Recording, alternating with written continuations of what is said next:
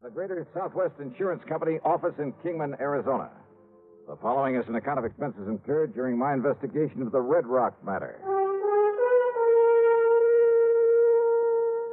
Expense account item 1, $1.70 for a telegram to Jake Kessler giving him my flight time. Item 2, $169 even, plane fare and incidentals, Hartford to New York to Las Vegas, Nevada. Early the next morning, then, Jake was there at the Vegas airport waiting for me. Tall, angular, well-tanned, wearing jeans, a denim shirt, high-heeled boots, and a broad-brimmed hat. Well, he looked like he should have been riding a range pony instead of a car. We headed east on 95 through Boulder City, then south toward Kingman, Arizona. All right, now, Johnny, now that we got the how-to-dos over with, I better tell you why I called you out here. Hey, you said something about a murder, Jake. We'll know for sure when we get down to Kingman. Now, back in 52, Johnny, a couple of boys named Ralph Garrett and Jerry Bisbee were doing quite a bit of prospecting around these parts. Gold? Gold, silver, copper, anything they could find. So how they ever joined up together, nobody could rightly understand it. Yeah, why do you say that? Well, Ralph was okay. Not much money, but a nice wife, home, family. But Jerry Bisbee, well, the town had been hoping he'd go somewhere else for years. Ah, I see. Anyhow, one day they set out to pound the rocks up near the town of Chloride over near Mount Tipton. A month or so later, though, Jerry Bisbee came back to Kingman alone. Oh? Folks asked him where Ralph Garrett was. He said Ralph had left him to go out and get a job in California. And left Bisbee with the rights to all their claims? Well, now, that wasn't even talked about. Not then. Yeah, well, go on, Jake. Anyhow, Ralph's wife claimed it was all a big lie, that Bisbee had taken Ralph out there in the desert and killed him. But why? Why did she think that? Claimed Ralph almost hadn't gone on that particular trip, that he'd gotten suspicious of Bisbee, that he was scared of him, and that Ralph wouldn't have just up and left her like that. Well, did she tell this to the police? Sure did. So they looked around all over the state, even notified the boys over in California, but nobody couldn't find a sign of Ralph. I see. So then she got a hold of some relative she has over in the state's attorney's office over in Phoenix. And, Johnny, before you knew it, Jerry Bisbee was up on trial for murder. Oh, but on such flimsy evidence and without a body. Sure. Jerry was acquitted. Now, like I say, that was back in 52. But we only paid off the insurance on Ralph about a year ago, lacking any legal proof that Ralph was dead until that statute of limitations said he had to be here or something. Yeah, I know. But now about this man Bisbee. Does he still live in Kingman? No, Johnny. As soon as that trial was over, he sold his little place, left town, and never come back. Uh-huh. And with no actual proof that he'd killed his partner. Now, just a minute. Yeah? Didn't your Eastern papers carry anything about that big windstorm we had out here last week? Windstorm? Biggest one we've had in years. Must have blew 70, 80 mile an hour. Johnny. Oh, yeah, I guess I did read something about that. Sure you did. Yeah, I remember now. That wind uncovered the bones of a man who'd apparently become lost somewhere out here in this desert some years ago. Lost, huh? What do you mean? There's something the papers didn't say, Johnny. There was a bullet hole in the back of the skull. Oh? From exactly the same caliber as the old Winchester 94 Jerry Bisbee'd always carried with him. Uh-huh. Then it looks like the skeleton is Ralph Garrett's. Murdered and buried out there by this Jerry Bisbee. Well, now, there's only one person can identify that skeleton for sure, Johnny. Who's that? Young Doc Blessing.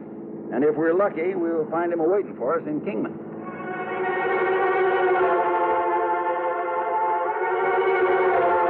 Well, that was all Jake had to say about the matter until we could talk to Dr. Blessing. When we got to Jake's office there in Kingman, we found a note in the door from Dr. Blessing asking us to wait for him. So we sat there and waited. And then he came here and... Rat the dang flies. Think out here in this nice, clean desert air, they wouldn't... There you are. Oh, I won't be able to hear out of this here for a week. Yeah, I thought you were trying to knock your head off there for a minute. I almost did. But you were saying that young Doc Blessing took over his father's practice out here. Yeah, a couple of years ago.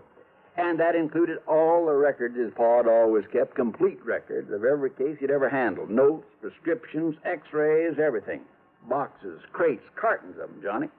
And that's what young Doc's looking into right now, all those old records. Why, Jake? Because he had a vague remembrance that one time, a long while ago, his pa... Oh, howdy, Doc. Jake? I take it you're Johnny Dollar. That's right. I'm Doc Blessing. Glad you're here, Dollar. Jake, I've been over at police headquarters. And you found something, Doc? Yes, Doctor. Now, you must understand this, Dollar. The police around here are fine. Good state authorities, too, but this thing may be beyond their reach. What'd you find in your pa's old records? Jake, I found evidence, including x-rays, that proved that my father patched up a broken thigh for Ralph Garrett back in 47. X-rays clearly showed the steel femoral plate he used to pin two sections of bone together. Then, Doc. It's been kept from the papers, Dollar. But on the skeleton they found in the desert was that very same fractured thigh bone and the stainless steel plate that my father... I knew it. Well, there's no question about it. That skeleton is Ralph Garrett's. Well, And with that bullet hole from Jerry Bisbee's gun in the skull. Exactly. or a gun like Bisbee. Yeah, now, don't start kidding yourself, Johnny. Yeah, now, Dollar, there's... Yeah, okay. You got a point. It looks as though Bisbee murdered him, all right. Of course he did. Why else would he skip out after the trial? So what you've got to do, Johnny, is get out and find it. Bring him back to justice. That's all. That's all? Well, yes. Oh, sure.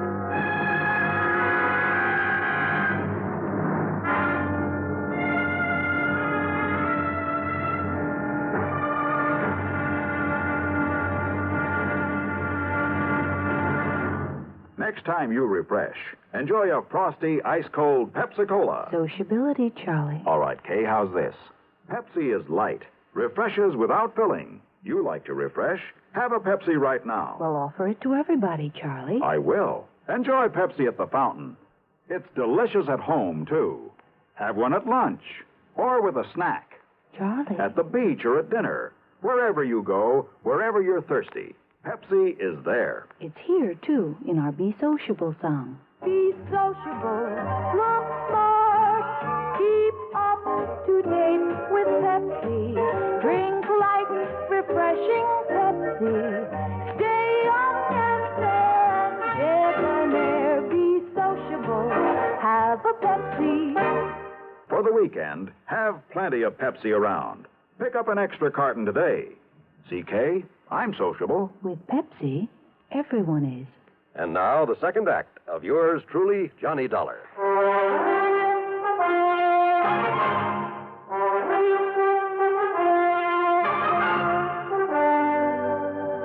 Now, Jake, you say that right after his trial, Bisbee left town. And no forwarding address, and I don't need to tell you nobody's seen hide nor hair of him since. Well, what happened to the rights to the mining claims? Sold him out, didn't he, Doc? That's correct. Did he get much money for them? No.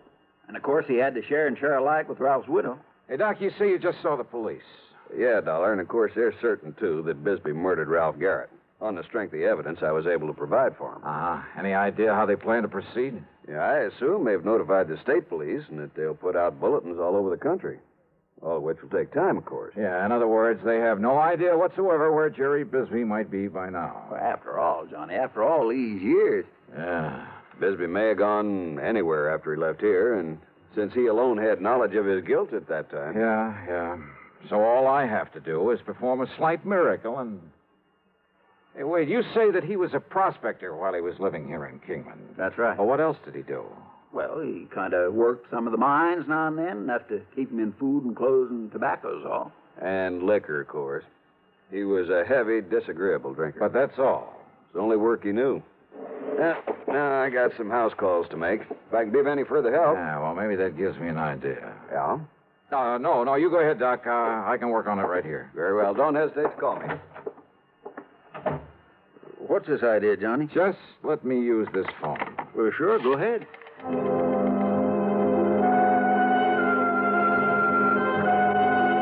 My first call was to the Bureau of Mines in Washington.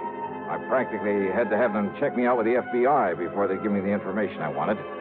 But finally, in the course of running up a $27 phone bill, that's item 3 on the expense account. Yes, Mr. Dollar, I've located a listing of mining claims in the name of Jerry Bisbee. Then he's still prospecting. The list begins with 1944. All claims up to 1952 were in Arizona. Yeah. Would you like me to read them to you? No, thanks. What I'm interested in is recent claims, and I've got a suspicion they won't be in Arizona. Let me see now. Yes, you're quite right. Yeah? Within the past few years, he's apparently been doing some prospecting in the state of Nevada. Where? Well, in several rather widely separate... Well, of course, the office in Carson City could give you more up-to-date information than we have. Yeah, you're right. I'll call him. Thanks very much. Progress? Yeah, Jake. It looks like maybe we're getting somewhere. I knew you would, Johnny.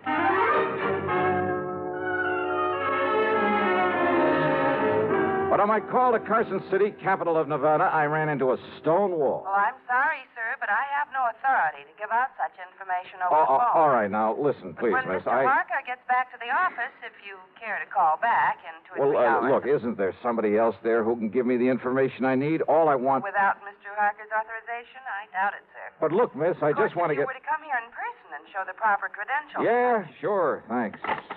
What's the matter with him up there, Johnny? Oh, I don't know. Jake. Yeah? Is there anybody around here who owns a plane? An airplane? Well? Well, there's young Kenny McManus has a little single Then come on, let's find him and see if he'd like to fly a charter job.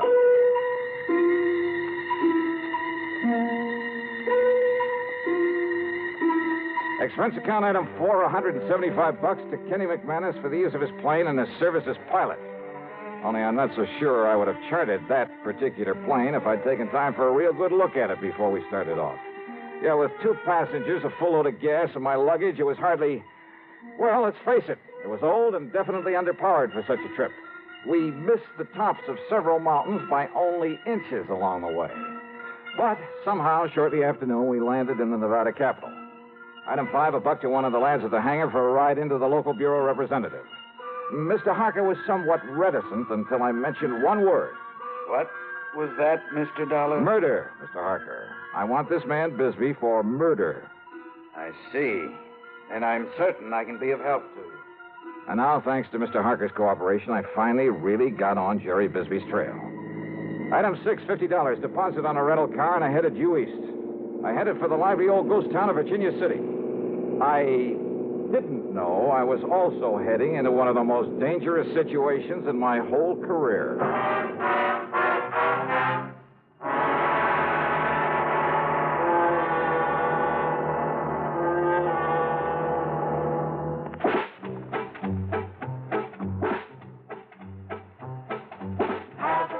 A real cigarette.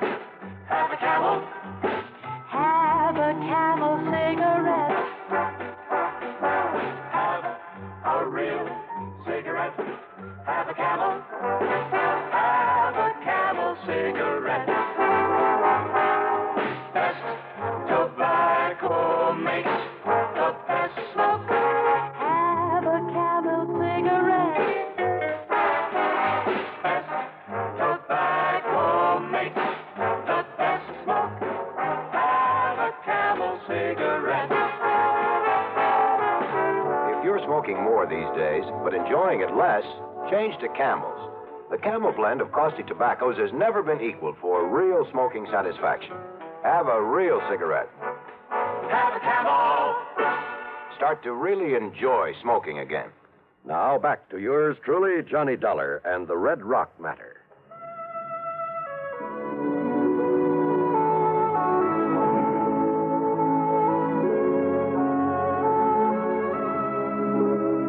Virginia City is fabulous. A monument to the rip-roaring days of the Comstock Lode. When all too often a man's life depended on how fast he could draw or how well he could defend a hunk of barren ground that he chipped away at in the hope it would give up millions of dollars worth of gold-bearing quartz or the heavy blue mud so rich in silver ore. Still standing are many of the colorful buildings put up in the 1860s. Piper's Opera House. You picked up your key at the Bucket of Blood Saloon. There was the office of the Territorial Enterprise that carried editorials by Mark Twain. The famous Crystal Bar. The gambling halls where debts were paid in dust and nuggets. Famous names, too. O'Reilly and McLaughlin, Comstock and Gould, McKay and Mills, Fair, Flood, and O'Brien. Yeah, the Bonanza Kings. All of them had meant fabulous wealth in the days of the gold rush. Yep, you could almost see their ghosts walking the streets. Well, I found a fount of local information and a grizzled old character parked on a rocker in front of one of the ancient saloons. Bisbee, son. Jerry Bisbee. Yes, sir, that's right. Well, if I was you, I'd stay away from him. Yes, I would. Well, why do you say that, sir? Because, son, that D4 man's crazy. Staying up there in that shack on top of Red Rock Pass. Red Rock, working away at that worthless claim he has up there. Oh, where is Red Rock Pass? About halfway up 12-mile road over there. There's wagon track up the pass. Well, look, can I make it with this car of mine? Yeah, that's pretty new car. No. Now, take a horse or a burro to get... Yeah, but you ain't going up to see that crazy Bisbee. Why not? Well? Whoa, he'd catch you anywhere near that mine of his. Then he'd shoot you first and find out who you was after. Yeah, well, I'll have to take that chance. Oh, no, you... Thanks a lot, old-timer. At Martin's stable, I had to shell out a $100 deposit when they learned I was going up into Red Rock Pass. And again, I got a warning about running into Bisbee. But I made sure my gun was free in the holster and set out for the pass. It was after 3 when I left the 12-mile road and nearly sundown by the time I reached the top of the pass. And there I found Jerry Bisbee's weathered old shack, but no sign of Bisbee himself. Bisbee! Jerry Bisbee! And then I saw the trail leading to the little mine on the face of a cliff. So I started over toward it, walking around the huge red boulders in my path, scattered about as though some giant hand many centuries ago. Whoops! That's fair enough. Bisbee! Get back onto that horse and get out of here. Sorry, but I gotta talk to you. You see this here gun? Oh, I see it all right. Shoot the eye out and a snake with it. Besides, I know why you come here. Do you? Because maybe... they found Ralph Garrett's bones down to the desert. That's right. But you won't take me in third. Don't be too sure of that. Talk up, boy. Son, I don't hear very good. I said I'm gonna take you in for murder. Talk up, I said. Besides, you got no right to take me in. Wrong, Bisbee. You hear me? I say you're wrong. Wrong, am I? Didn't they try me once for murdering? Didn't they let me free? So what? That doesn't mean I want... So you and anybody else ought to know they can't try a man twice for the same thing. Holy smoke, he's right. Them fools down there, they let me off. So now there's nothing you or anybody else can do about it. So get out. I said get out of here. A well-aimed shot kicked up the sand in front of me. I ducked behind a pile of boulders and crouched there, waiting to see what he'd do next. Then I heard it from a sort of hole under one of the rocks. A rattlesnake, almost at my feet. Slowly, carefully, I pulled out my gun. I took aim and... Hey, there were others in there.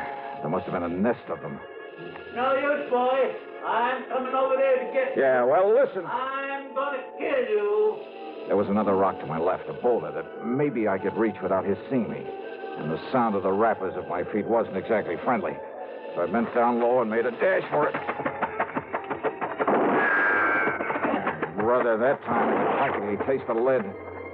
It's no good, boy. You're not so smart. Because from where you are now, you ain't got no place to go. Not without me having a shot at you. And all it's going to take me is one clear shot. Bisbee, can you hear me? And this drop pile where you was, I can get to it without you having a shot at me. So I got you cornered, boy. Yeah, he was right. He knew it and I know it. Through a narrow cleft in the rock in front of me, too narrow even to push the barrel of my pistol, I could see him advancing slowly toward the pile of boulders where I'd left the nest of rattlers. But if he was so deaf, he'd never hear them. Oh, Bisbee. Hey, Bisbee, listen to me. Talk up. You got anything to say? Stay away from that pile of rocks. I'm going to kill you. Hey, look, I said stay away from that pile of rocks. I'm going to kill you dead. Unless you throw out your gun and come out here with your hands up over your head. Come on out of there. Yeah. Okay. I'll do it. What you say? I said yes. Here, look. Here's my gun. You coming out like I told you? Yes, look. With my hands up. Sure going to fool you. What? Because I'm going to kill you anyway. The same as I did Ralph Garrett. Bisbee. Hey, Bisbee, wait. Stay away from those rocks. If you got another gun hit on you, it'll do you no good. Bisbee! Things happened fast. He jumped backward into the protection of the rock pile, and he raised and aimed his gun to shoot me down.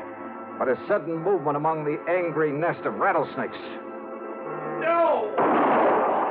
Rattlesnakes! No! Many of them! No!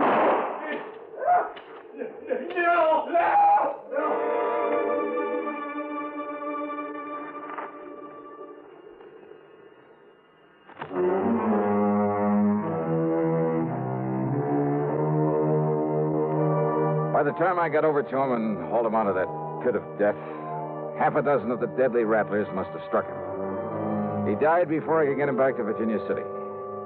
Yeah, justice again. In one of her own inscrutable ways. Expense account total, including a couple of good stiff drinks. Then the trip on back to Hartford, $496.25. Yours truly, Johnny Dollar.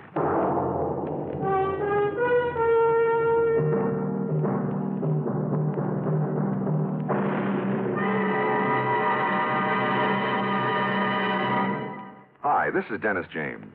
Say, remember way back when this melody was popular?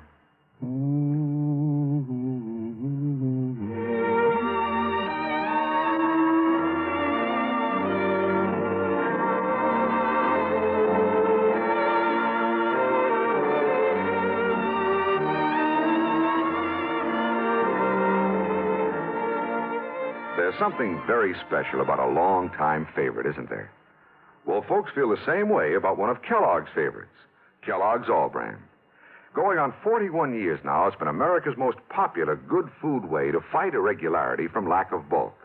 Because it's whole brand, Kellogg's All Brand gentles away irregularity safely and reliably. And because it's deep toasted for extra crispness, it never gets mushy in milk. There's only one All Brand, Kellogg's All Brand. That's ALL-BRAN. Kellogg's All Brand. Now, here's our star to tell you about next week's story. Well, next week, the canned canary matter. You heard it right. And I promise you that title is a real fooler. Join us, won't you? Yours truly, Johnny Dollar.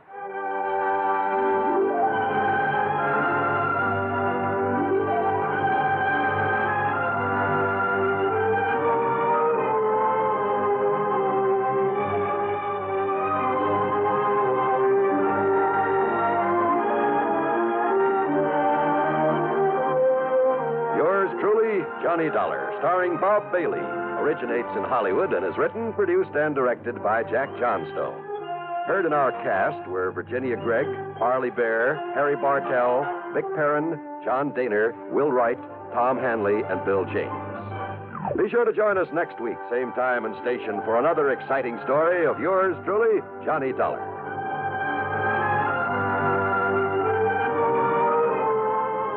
This is John Wall speaking. Suspense follows on the CBS Radio Network. You know, Dooley, I've been reading up on hypnosis. Come here and let me try it on you. I'm an officer of the law and don't approve of making a man divulge his secrets. However, I'll stand by in case there's criminology involved. I just want to clear up some of his problems, Officer Suggs. But I haven't got any problems. I'm the soul of contentment. Maybe that's your trouble. You're too contented. Lie down, Dooley. You're going to sleep. I feel so good. He's under my influence. Now, little tyke, get up. Go straight to the beer of your choice. Astounding. He's heading for Utica Club. 'Cause Utica Club will still take the trouble to age beer the natural way. Utica Club, you see. He's got no problem. He's a happy, well-adjusted beer mug. Brewed by the West End Brewing Company of Utica, New York. You're tuned to WROW Radio in Albany, New York. Time, 5:30. From Hollywood, it's time now for... Johnny Dollar. Hi there, Johnny. This is Buster. Buster? Buster Favor, Lake Mojave Resort over on the Colorado River. Oh, well, Buster, how are things? Oh, you never really did get in the fishing we promised you over here. No, but so help me, I'm going to one of these days. Is that what you called me about? No. Johnny, you remember old Mike Kirbey? Kirbey. Oh, sure. The sweet old fella I met down at your boat dock. Guide or something? That's the one. Oh, sure, I remember him. How is he? Well, that's what I'm calling about. He isn't. What? And, Johnny, I think it was murder.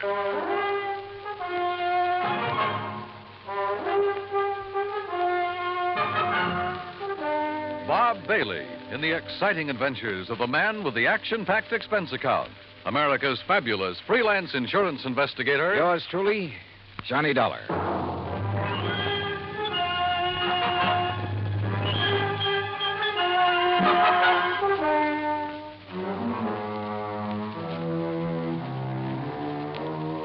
expense account submitted by Special Investigator Johnny Dollar to the Tri-State Life and Casualty Insurance Company, Home Office, Hartford, Connecticut. Following is an account of expenses incurred during my investigation of the Kirbey Will Matter. As soon as I hung up on Buster, I lost no time in making the necessary plane reservation to Las Vegas and picking up a handful of American Express traveler's checks. That's item 1 on the expense account, a total of $320. Then I packed a bag, was about to take off when the phone rang again. Johnny Dollar. Oh, Johnny, I'm glad I caught you in. It's Danny Newcomb at Tri-State Life and Casualty. Oh, hi, Danny. Johnny, I need you badly, and I need you fast. Now, there's only a $5,000 policy involved. Danny, the circumstances are such I'm sorry, Dan, but I can't handle it. I'm about to catch a plane out of here. No, Johnny, now listen. There may be a killing involved in this case, so we don't dare waste any time. And what's No, more, you listen. There may be a killing involved in what I'm going out What's more, the death of our client occurred at one of your old stamping grounds. Sorry, at Dan. the Lake Mojave Resort. Danny, I told you What? Yeah, that's right. Mike Kirbey? Yeah. Okay, Danny, I'm on my way.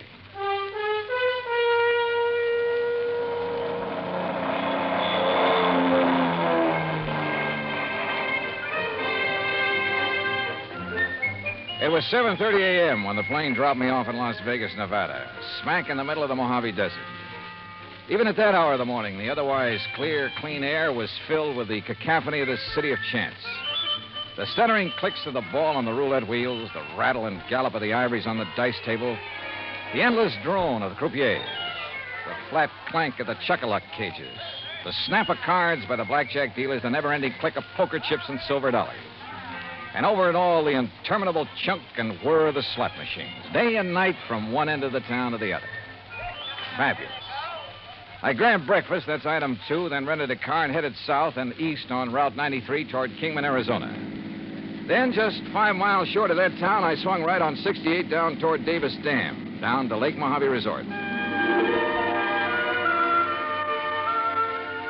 Mile after mile of nothing but sun-baked rock and sand, sagebrush and Joshua trees, tumbleweed and cactus. And right in the middle of it, the clear blue waters of Lake Mojave. Buster Favor, who's general factotum of the resort, was waiting for me. After a hearty greeting, he led me into the office, and we sat down and got to work. Yeah, it was murder, all right, Johnny. Sure. Yeah. And by the way, I don't know how much you knew about Mike Kirbey. Well, only that he seemed to be one of the fixtures around here. Was obviously well-liked. So he'd been a businessman back east, owned a string of restaurants, made a fortune. Uh-huh.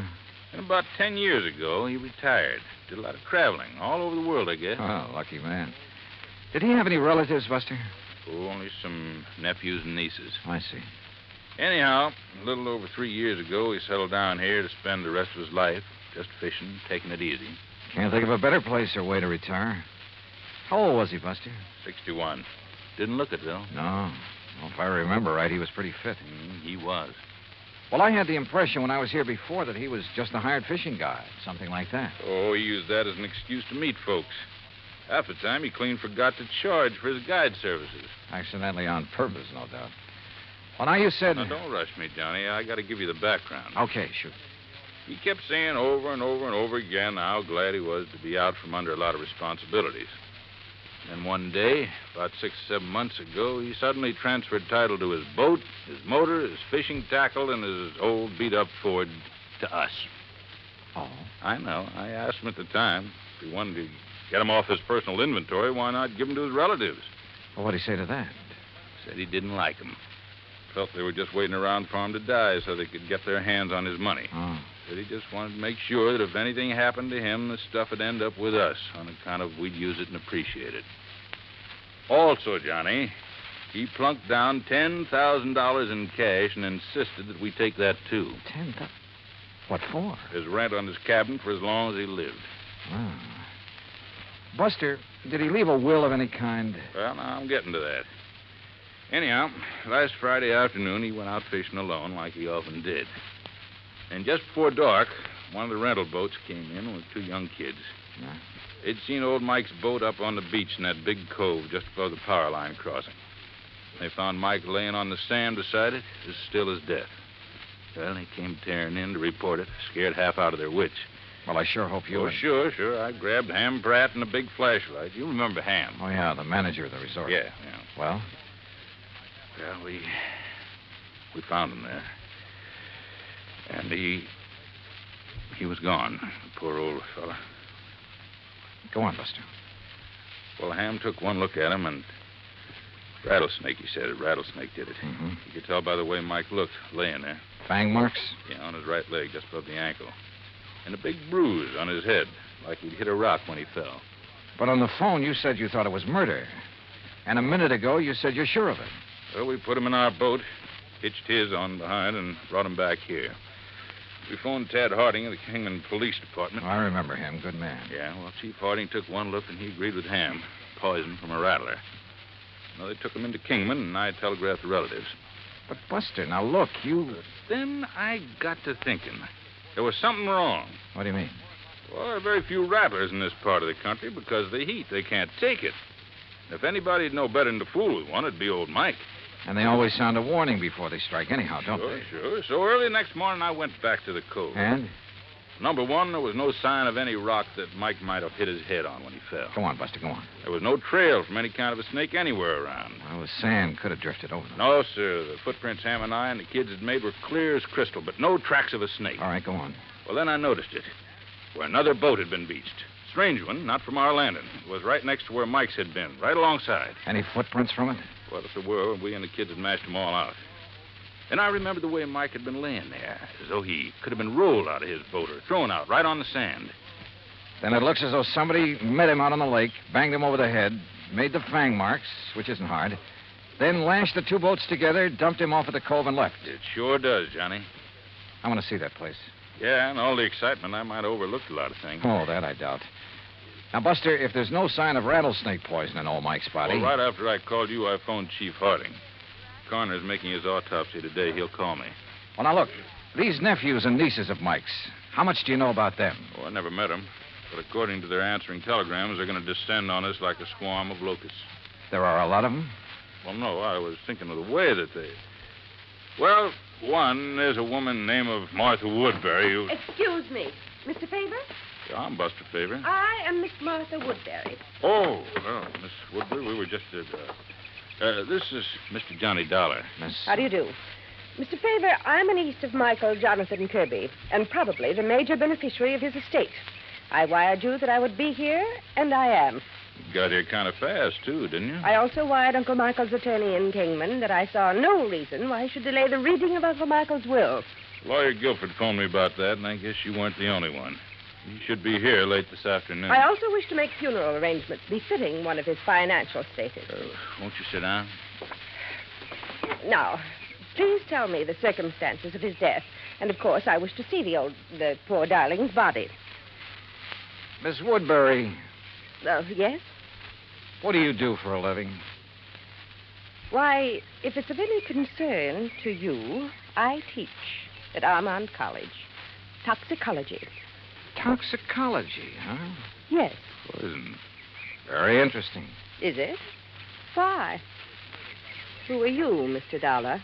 Well, I'm a special investigator for your uncle's insurance company. What? Yes, you see, we have good reason to believe your uncle was murdered. Murdered?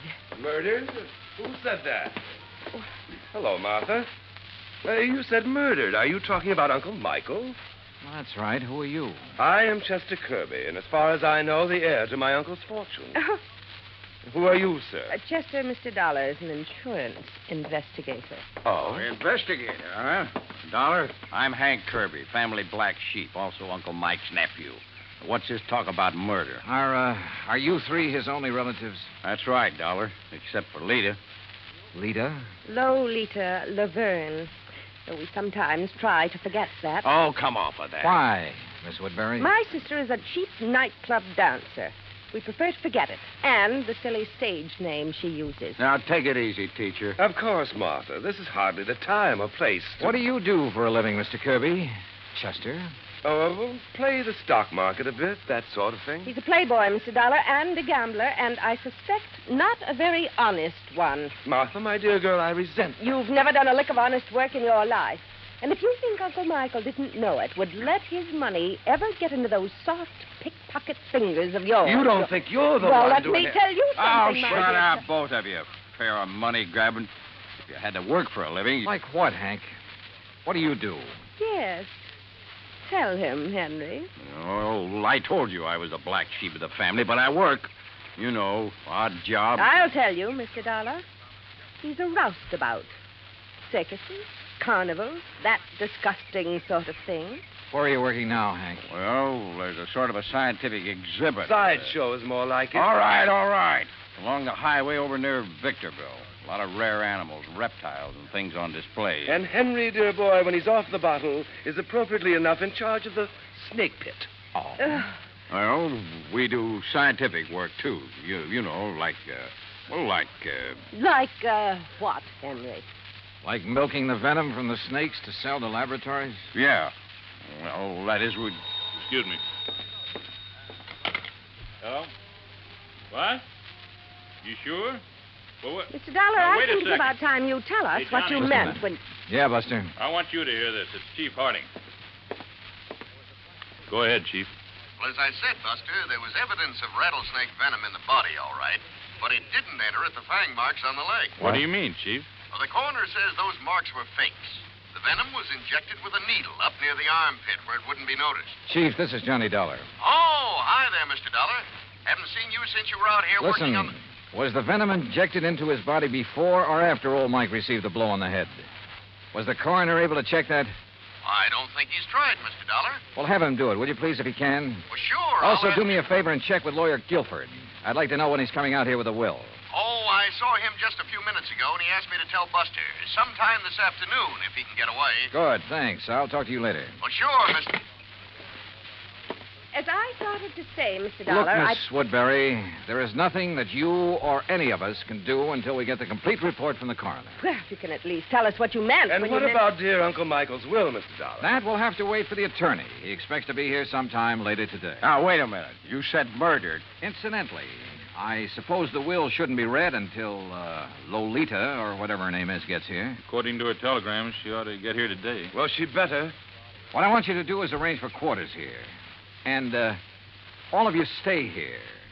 If you won't do it of your own free will, I'll have Chief Harding of the Kingman Police Department take whatever... No. Such a humiliation is entirely unnecessary. There's nothing to keep me from sticking around. I want to hear that will, too. Of course. Don't we all? Okay, then. Sit tight. For my money, any one of them could have done it. A toxicologist, a man whose business was handling poisonous reptiles, and a cheap tin horn gambler, and the nightclub dancer who hadn't appeared yet. Yeah, any one of them to latch onto the old man's fortune. I avoided telling the three present about the circumstances of their uncle's death in the hope one of them would slip, would give himself away by saying something to show that he or she already knew. As soon as they were ensconced in their rooms, Buster and I hopped into his outboard and headed up the lake. Remember the last time we rode up here looking for evidence, Johnny? Yeah, I sure do. That was the Midas touch mine. Yeah. The pretty little lady owned a high-power rifle with a scope sight. Just about here, she started taking pot shots at us from the shore. Well, that's one thing we won't have to worry about this trip. Now, right around this point is where I found Mike's boat on the beach. And like I told you, I may have overlooked some clue that you'll spot in a second. Buster. Yeah? Tell me, did old Mike earn enough as a fishing guide to make a living? Well, just about enough to buy food and a few odds and ends and... Well, like I told you, most of the time he deliberately forgot to charge, not needing the money and all. Hey, Johnny, there in the cove. What? A boat, right where Mike's was. Whose is it? Do you know? Isn't out of our landing by... Hey, that puff of smoke from behind the bush way up on the sand dune. Swing us around. That's somebody with a gun. And look, we're taking in water, those holes in the bottom. Grab that can, start bailing. Hey, that guy can shoot. Pull us around, Buster. We're like a pair of sitting ducks out here. Right.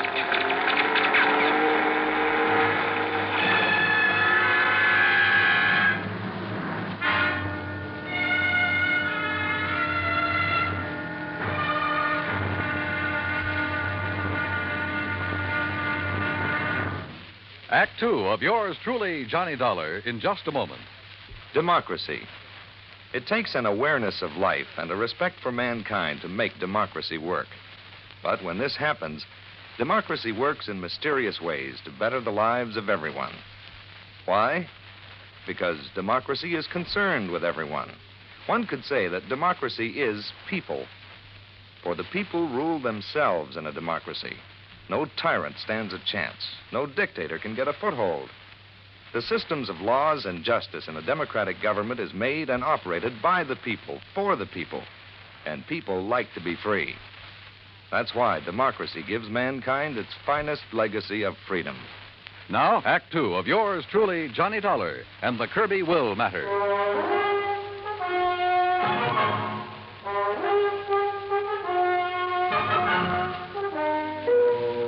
Whoever had been shooting at us from the shore there on Lake Mojave had a good eye. But a 30-mile-an-hour outboard at over 200 yards and swerving like mad can be a pretty tough target. With a hull full of holes, we had no choice but to go back to the landing. There, I made a quick check of the three I suspected of having killed old Mike Kirbey. First, his nephew Chester. Right here in my room, Mr. Dollar, reading. Then a brief walk in the hills. Why? And when is that lawyer coming to read Uncle Michael's will? Then the niece, Martha Woodbury. Gathering a few desert plants, as you must know.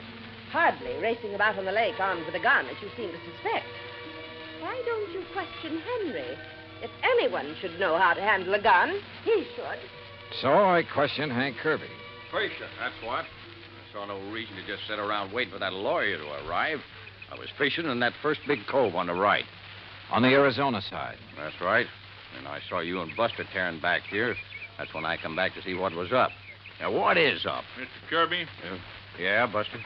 On the payphone, the phone booth next to the cafe. Yeah? Kingman operator just called. Yeah? She still hadn't been able to reach your party on whatever that call was you made. Oh, yeah, thanks. What call, Hank? I've been trying to locate Lita to find out why she hasn't got down here. Maybe she doesn't care about the will. Where is she, Hank? It was to a dive up in Las Vegas that I sent the telegram, Johnny. Yeah, that's where she's been working. Is that where you called earlier, Hank? Earlier? Yeah, didn't I see you in that phone booth when Buster and I pulled out? Oh, yeah, sure. Trying to get Lita then, too. Yeah. Yeah, it reminds me, Johnny. Lawyer Guilford just phoned me from Kingman. He'll be over here in about an hour. Then the will gets read, huh? Perhaps we ought to wait for Lita. What do you think, Hank? She'll be here. Well, did you talk to her? Is she on her way? Yeah, she's on her way. All right. If Buster's willing, we'll use the office when Guilford gets here. Sure. So, Hank, you tell the others to be ready and waiting. Yeah, sure thing. Come on, Buster. Right, Johnny. What's on your mind? Well, maybe it's just a hunch, nothing more. But I want to get on that phone in the office. I called Armand College first. Yes, Miss Martha Woodbury had left there only last night. So she couldn't have been here when Mike Kirbey was killed. A call to Chester's Hangout, a private gambling club in Reno, indicated the same thing. Call number 3 was to the so-called museum where Hank Kirbey worked with the Snakes, a place within easy driving distance of Lake Mojave. But the records showed he hadn't left the place in 2 weeks until this present trip to be here.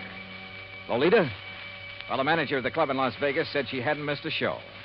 Daytimes? Well, who knew? But she was there every night. Then I suddenly remembered something about the geography of Lake Mojave. Yeah, Johnny. Cottonwood Landing is only about 25 miles north on the west, the Nevada side of the lake. Could that boat we saw in the cove? Sure. That's where it came from. I knew there was something familiar about it. Hey, what are you going to do, Johnny? Kingman? Operator, get me Cottonwood Landing, please. It's one of their rental boats, Johnny. Yes, sir, I'm sure of it. Any number? Any identification on it? All that I didn't see. Anyhow, they rent so many to fishermen every day. Uh-huh. Hey, here comes Lawyer Guilford driving up. Good. Cottonwood. Hello, this is Johnny Dollar, special investigator. Yes, sir. What? I want to know if you rented a boat today to a girl named Lolita Laverne. Laverne? I'll meet him, Johnny, and I'll bring them all in here. Okay. No, sir. Nobody by that name rented today. Well, what about Friday? Friday afternoon. Friday? Yeah, that's right. Well, the only women we rented to on Friday was old lady Newberry, down from Canada for a couple of days. No, this is a young girl. Well, the other was a Miss Hancock. Hancock? Lucy Hancock. Okay. Thanks very much. I've never seen him. Johnny, this is Lawyer Guilford. Lawyer, Mr. Johnny Dollar. It's a pleasure, Mr. Dollar. How are you, sir? Now, if you'll all please sit down. All right. I'm a little pressed for time, so I'll waste none in getting to the reading of Michael Kirbey's will. Good. Well, you don't think we ought to wait for Lita to get here? It won't be necessary. Now, I possess a full accounting of the net value of Mr. Kirbey's estate. Excellent. It may surprise you, by the way. Fine, fine. This will confirms that valuation. It is dated, by the way, just 5 months ago. You must have made it out right after. Oh, look, let's get to the will. Now, let's read it. Yes, come on. Please.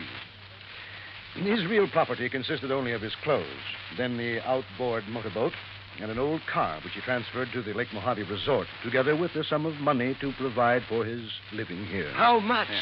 Only $10,000. Oh, well, good. Some years ago, he turned all other of his real property, including some rather important real estate and business holdings, into cash. Well, where is all the cash deposited now? Yes. Surely you aren't considering adding bank robbery to your rather questionable career, Henry. Martha, that is quite uncalled for. Now, why don't we proceed with the will? Yeah. There is one asset specifically set aside that perhaps I should mention since it concerns Mr. Dollar. He is the beneficiary? Oh, no. I refer to the insurance policy for $5,000. Well, don't worry about a piddling amount like that. Let's have the will, man. The insurance policy is to cover burial expenses and nothing else. All of it is to be used. Okay. Let's have the rest of the will. Yes. And to leave all out. Very well. I, Michael Jonathan Kirbey, do make, ordain, and declare this instrument to be my last will and testament. Oh, why don't you skip that stuff? Please. Being of sound mind and body, determined to enjoy the fruits of an industrious life to the fullest. The bequests, man. Life to the fullest. And rather than burden others with the responsibility that money demands. What? For these and other reasons, I have carefully spent every dollar I ever owned. What? No, he was out of his mind. He couldn't do that. That is the will of Michael Jonathan Kirbey in its entirety. Good day. Good day. What fools we've made of ourselves. What fools. And it's no less than we deserve. I only wish that Lucy had been here. Wait a minute. Lucy? Yes, Lucy. Her real name, her proper name, not Lolita Laverne. It's Lucy Hancock Woodbury. But as I told you before... Now listen, all of you. You're to stay right here. Stay in your rooms. Oh? What's the point? Now we know the contents of that stupid will. Yeah. Buster, By what call right Chief Harding. Tell him to stand by in case these people get itchy feet. Right. What little I've done so far in this case was based on nothing but hunches. So when 10, then 11 p.m. came and Lolita, Lucy Hancock Woodbury, hadn't arrived, I acted on another hunch. Sure, Johnny. My room is right next door to the office, so if this leader arrives and signs in, I'll let you know right away. No, Buster, no. Huh? Just sign her into a room after you've done a little tampering with the register. What do you mean? Chester is in number 6, isn't he? That's right. All right. Change that on the register to number 8. That's this one, your room. That's right. And be sure that Lita sees the register. I don't understand. You don't have to, Buster. Let's just hope she gets here. Buster left. And with my door ajar, I turned off the light and lay on the bed and waited. It must have been after midnight when I heard the car pull in. Heard Buster admit someone to a room a couple of doors down the line and then go back to his own. Then, silence. Then the quiet click of feminine footsteps approaching my door. Quickly, in the darkness, I lit a cigarette, held the glowing end away from my face.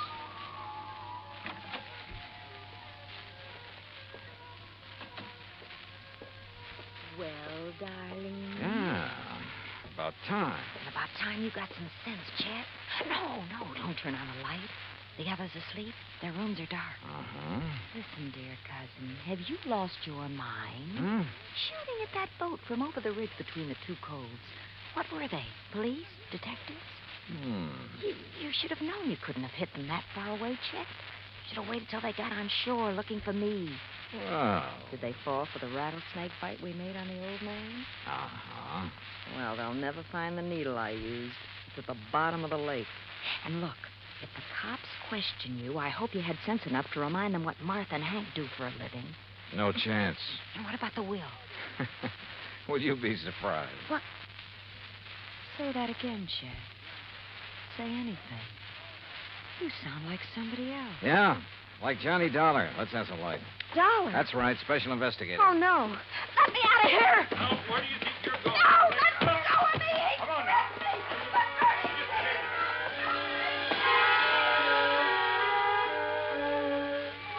Yeah, all four of them had wanted to see old Mike dead. But Hank, the only honest working man of the lot, didn't have the brains. Martha wouldn't have used the means that tied in with her toxicology work, and probably didn't have the nerve. So Chet, who lived by his wits, and Lita, who was a real cheap, no-account... Well, the courts will take good care of them. And I still have to chuckle over poor old Mike's will. Being of sound mind, I have spent all my money. Which reminds me, expense account total, including transportation back to Hartford, $331.25. Yours truly, Johnny Dollar.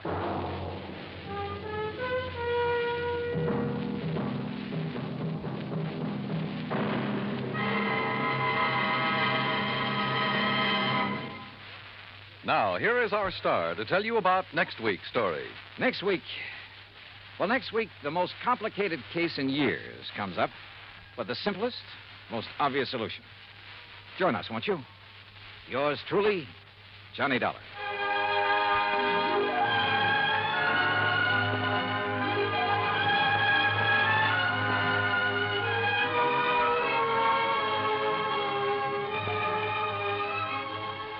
Yours truly, Johnny Dollar, starring Bob Bailey, originates in Hollywood. It is produced and directed by Jack Johnstone, who also wrote tonight's story. Heard in our cast were Virginia Gregg, Barney Phillips, Shirley Mitchell, Stacey Harris, Carlton Young, Forrest Lewis, Frank Nelson, and John Boehner. Musical supervision is by Amerigo Marino. Be sure to join us next week, same time and station, for another exciting story of yours truly, Johnny Dollar. Johnny Dollar has come to you through the worldwide facilities of the United States Armed Forces Radio and Television Service.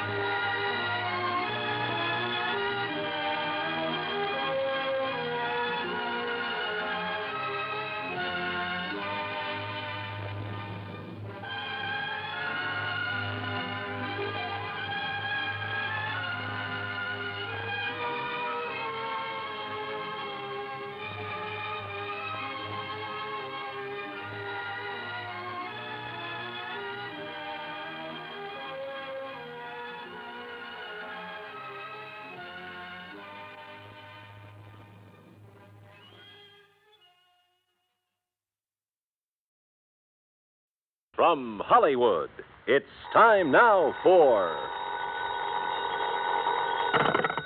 Johnny Dollar. Bert Major, Masters Insurance and Trust. Oh, hi, Bert. What's up? Poor little rich girl in California wants to take out a $200,000 straight life policy on her husband, with herself as beneficiary. A lot of dough, but not too unusual, if you can afford it. Effective in 2 weeks, and hush-hush, a surprise. But who'd want to... Why? Exactly. Nice piece of change for the company in commissions, or for her in payoff, if she's playing that kind of a game. You talk like you don't know her. Name only. Deal was arranged pending through her lawyer in Los Angeles. You could be out there in the morning, Johnny.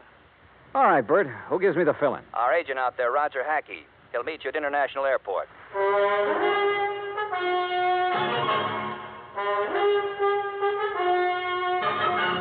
Bob Bailey in the exciting adventures of the man with the action-packed expense account, America's fabulous freelance insurance investigator. Yours truly, Johnny Dollar.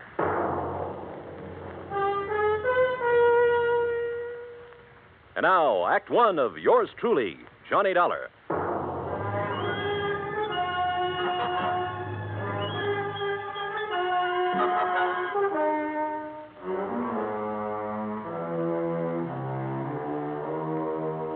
Expense account submitted by Special Investigator Johnny Dollar. To the Home Office, Masters Insurance and Trust Company, Hartford, Connecticut. Following is an account of expenses incurred during my investigation of the poor little rich girl matter.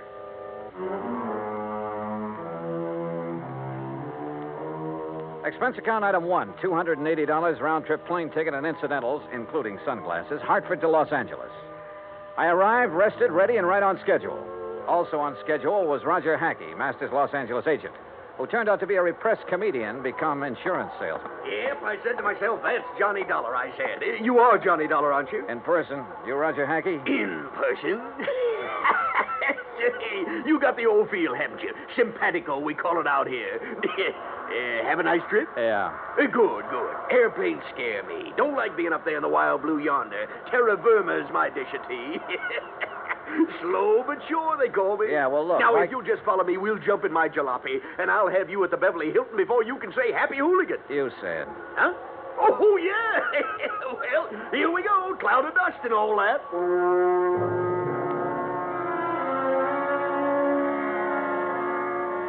The ride from the air terminal to the hotel was hot, silent on my part, and unproductive so far as the case was concerned. Roger Hackey kept up a running commentary on everything from bad actors to the Zodiac.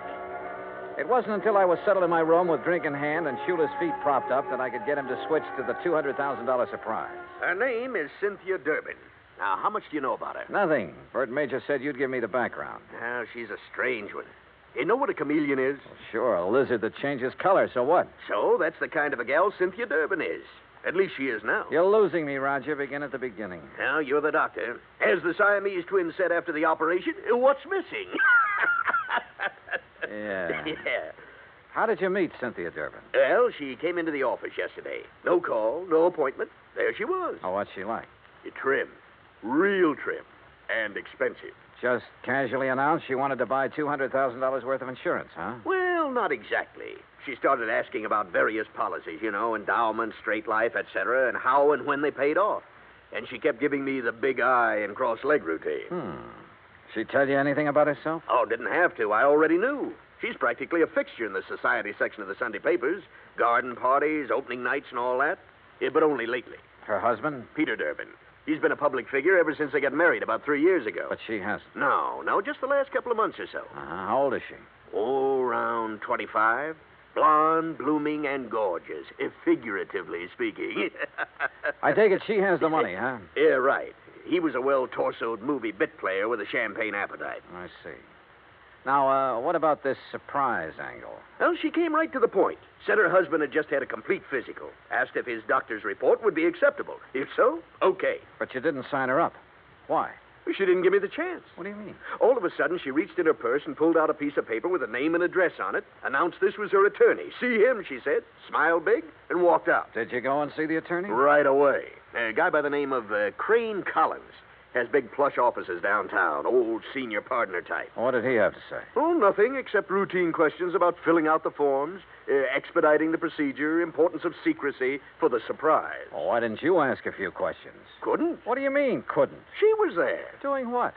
Sitting back in a corner, all huddled up like a mouse waiting to be pounced on. Didn't say a word, while Collins and I filled out the papers. Yeah, she signed them as if they were a death warrant. Went back to the corner and stared at the wall. Now I see what you meant by that comedian remark. Yeah, she's too much for me. Yeah. A leopard can change its spots, too. Expense account item 2, $3.25 taxi fare to the offices of Crane Collins. So far, all I knew was that the wealthy young woman wanted a pot full of insurance on her husband. If it hadn't been for the surprise request, it would have been routine. Now it wasn't. And the people involved, one of them at least, were not routine. I was ushered into an oak panel office high above the streets of Los Angeles. Good afternoon, Mr. Dollar. Mr. Collins? Your card identifies you as an insurance investigator, Mr. Dollar. I don't believe I understand. Cynthia Durbin is your client? Why, yes. You represented this client yesterday in the signing of an application for a $200,000 straight life insurance policy on her husband. Yes? I represent the company. Everything is in order, is it not? Insurance is a lot of things, Mr. Collins. A surprise to the insured is one of the things it isn't. My client is adamant in this respect. Call it a quirk, if you will. You expect the company to issue a $200,000 policy on a quirk? Well, How long have you now, known Mrs. Durbin? Since she was born. Then you know her father. Knew him. I am his executor. Uh-huh. Mother? Also deceased. Both parents died when Cynthia was 17. I was her guardian and have been her legal advisor since she came of age. Was she well provided for? Very. What kind of a man is her husband? Young, about 30. Tall, good-looking. No, Mr. Collins, not statistics. Your impressions. He plays an excellent game of golf. Gets along well with people when he wants to. But you don't like him, do you? In this profession, Mr. Dollar, I neither like nor dislike people. I represent them, and that representation is based on fact. Well, in my profession, we go by feel as well as fact. Well, tell me candidly, Mr. Collins, do you think there's anything strange about this request for insurance on her husband? As I said, I deal in facts, not feelings. As a client, she sought professional assistance. Ergo, I supplied it. Where do the Durbins live? I'd rather Oh, not. now look, I can get it from any society editor in town. My secretary will give you the information. All right, thank you. By the way, don't tell Mrs. Durbin or anyone else that we've had this discussion. If you do, there will be no insurance issued. Interference with investigative procedure. Fact, Mr. Collins. I understand. Expense account item 3, $2.60, phone call. Then taxi to Roger Hackey's office. A neat one-story building in the Miracle Mile on Wilshire Boulevard. Purpose? To borrow Roger's company car. The Durbins lived in one of those colonial mansions out in Beverly Hills, surrounded by curving driveways, spacious lawns, swimming pool, and cabanas, all of it enclosed by thick, high walls and electronically controlled gates. The mention of insurance on the intercom got me in. Cynthia Durbin was everything Roger said she was. The first time he met her, that is. Please excuse my appearance, Mr. Dollar. I've been swimming. Oh, I don't mind at all, Mrs. Durbin. Really, you shouldn't have come here to deliver the policy. What if my husband had been home? No surprise. No, and that would have spoiled everything. Well, may I have it, please? The paperwork has not been completed yet. Then what are you doing here? What do you want? Get to the point. Well, just a few questions, Mrs. Durbin. My colleague, Mr. Hackey, should have handled these details yesterday, but he was somewhat rushed. Oh, then there's nothing wrong with... Would you care for a drink, Mr. Dollar? Thanks. The bar's out by the pool. Shall we?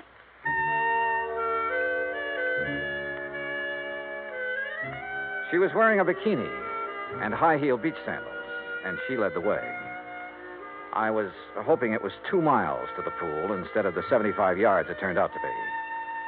I mixed the drinks, and we settled down in a couple of sun lounges. Oh, those details, Mr. Dollar. Just formalities, actually. You ought to be the beneficiary? Yes. That was discussed yesterday. Oh, yes, so it was. What does your husband do, Mrs. Durbin? He doesn't work, if that's what you mean. He doesn't have to. I have enough for both of us. Johnny. Yeah? Freshen my drink, will you, please? Oh, sure. Say, tell me, did you ever contemplate divorce? Divorce? Whatever makes you ask a question like that? Well? Of course not. We've had our differences. Minor ones. What couple hasn't? Yeah, I suppose you got a point there. Here you are. Thank you. Johnny. Why did you pick 2 weeks from today to be the effective date of the policy? Isn't that my business? His birthday, Mrs. Durbin? What? Your husband, the surprise. Well, yes, it is, but all these questions... Plan to throw a big party for him? Yes. No, I don't know. Johnny... Your husband would be worth a lot more to you dead than alive, wouldn't he, Mrs. Durbin? Hand me that robe, please. Sure. There you are. But you haven't answered my question. I'm sorry. You'll have to excuse me. I have a headache. Terrible headache. Something was definitely wrong here. A girl of her age should have flared at my questions. Should have snapped back at me instead of blindly running away. Yeah, something was wrong, all right. But I'd seen what I'd come to see. Both facets of Cynthia Durbin's personality. And was one of them actually thinking in terms of murder? My job, find out.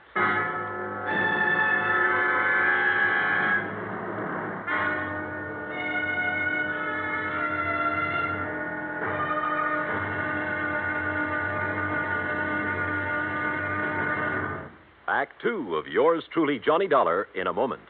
An interesting parallel hit me the other day. When a baby takes its first 3 steps, everybody is happy and gives a cheer for its progress. The same thing happens when a country takes important steps toward lasting world peace and freedom. That great American patriot, Benjamin Franklin, outlined 3 important steps in the drive toward a lasting world peace and freedom of mankind.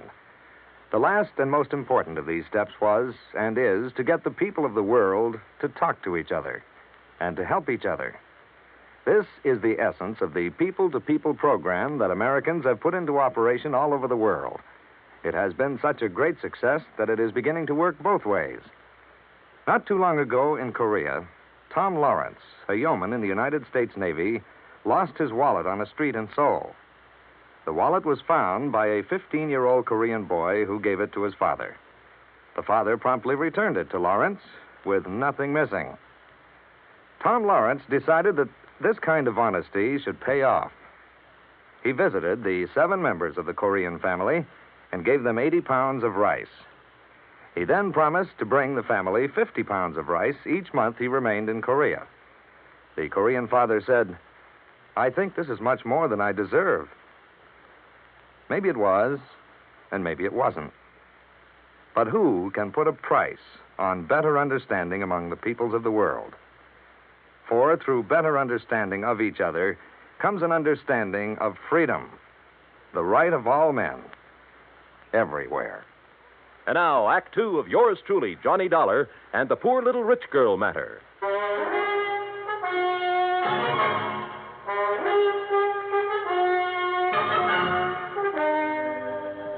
I sat beside one of the plushest swimming pools in Beverly Hills, alone.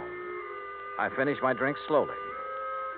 Cynthia Durbin was a strange one, all right, but her actions seemed compulsory rather than natural. If she really was thinking about murder for $200,000 in one chunk, she was pretty crude about it.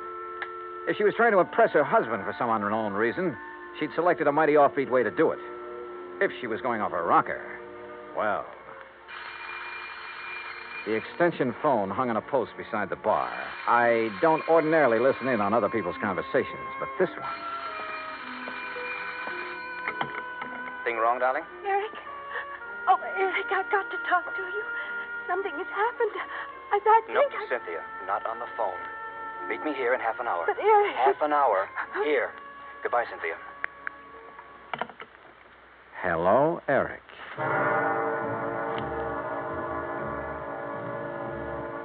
As I strolled to my car, nobody asked me to come back again sometime. Not that I expected it.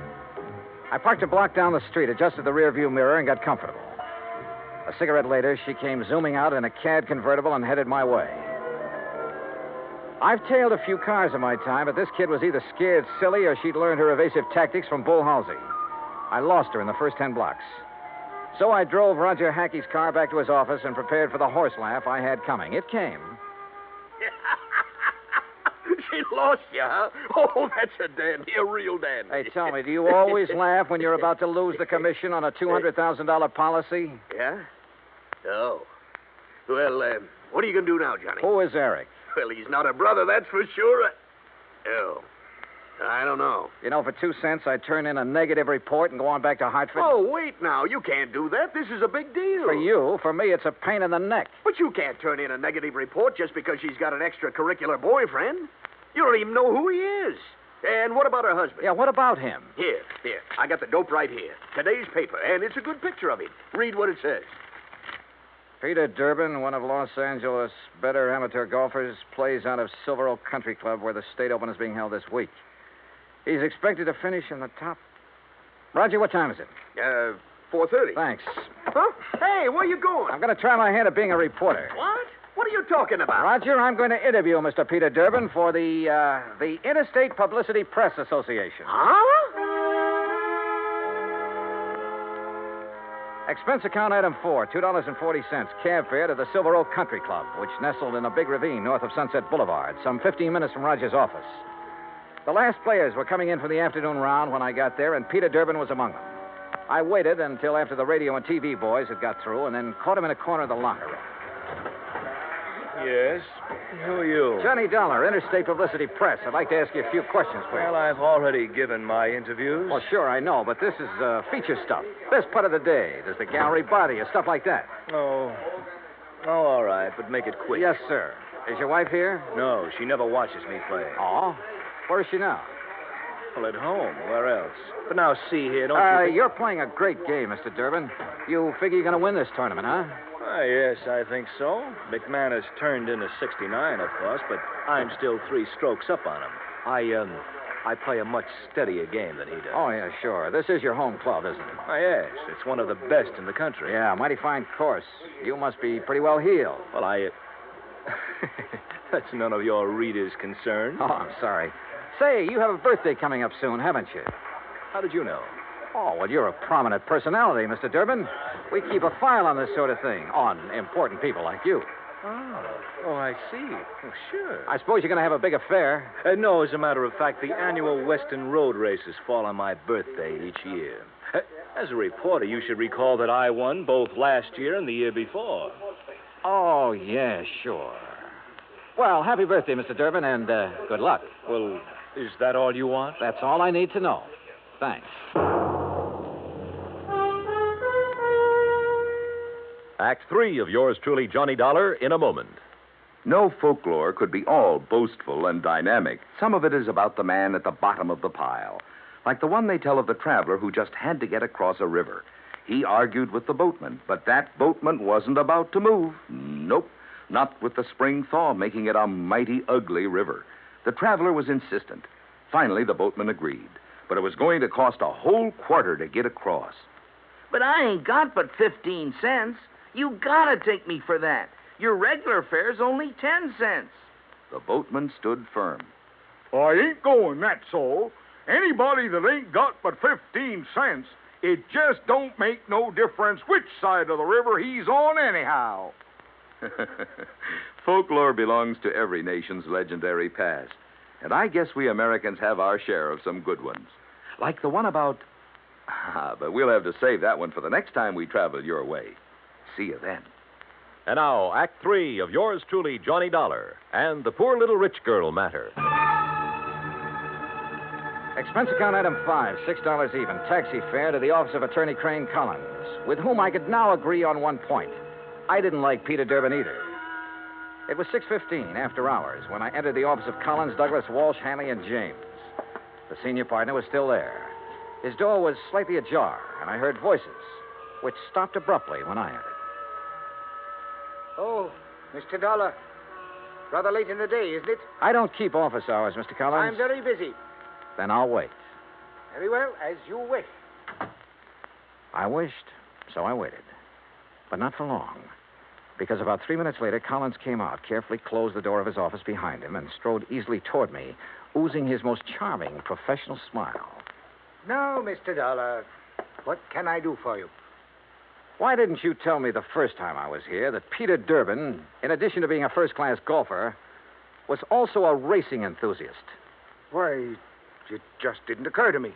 Do you know any insurance company in the world that would issue a $200,000 policy on a man who risks his life in a racing car? Then your company will not issue the policy? What do you think? Now tell me something. Who is Eric? Eric? That's right. Well?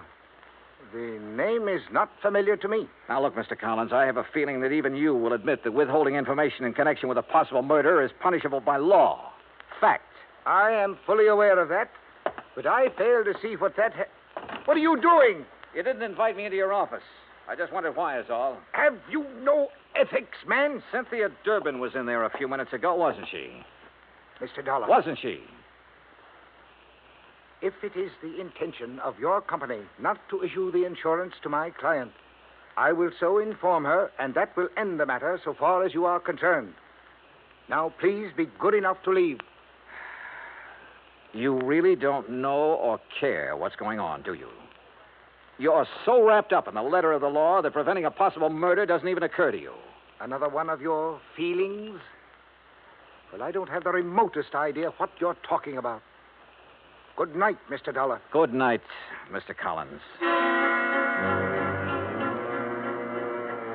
Expense account item 6, $9.50, cocktails and dinner.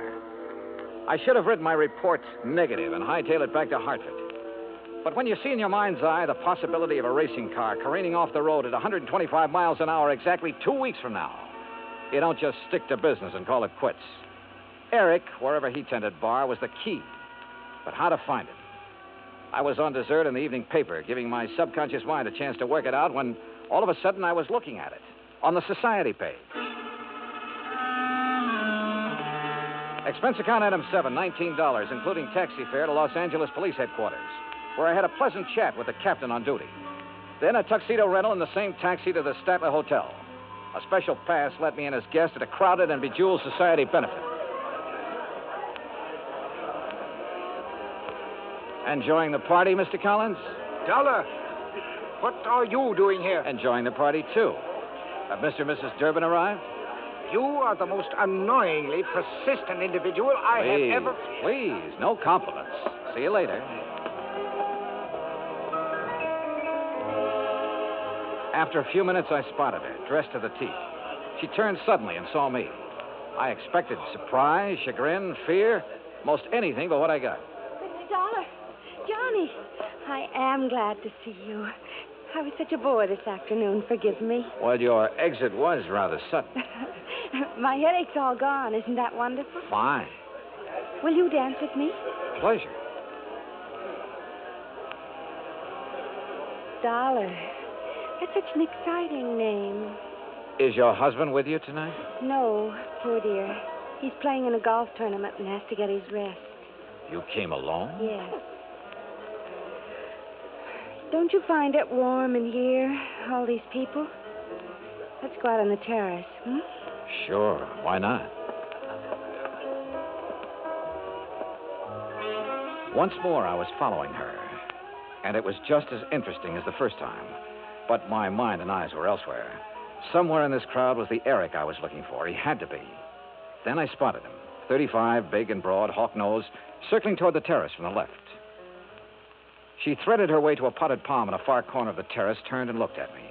Her eyes were feverishly bright in the moonlight. She was beautiful. You're a very charming man, Johnny. I wish. You wish what? Do you find me interesting? You haven't answered my question. Oh, I find you interesting, Cynthia. Who is Eric? Harry. The man you went to see this afternoon after you left me. This afternoon. You know who I'm talking about. Because you and Eric, I don't know how, were planning to kill your husband 2 weeks from now and collect $200,000 insurance. 2 weeks from now in the road race. Make it look like an accident, no doubt. No, Eric! No! I ducked and whirled around as a fist grazed past my ear and brought up one from the floor with all I had. Oh! Cynthia stood there a moment, then quietly folded up and lay on the floor in a heap, sobbing. Oh, there you are, Dollar.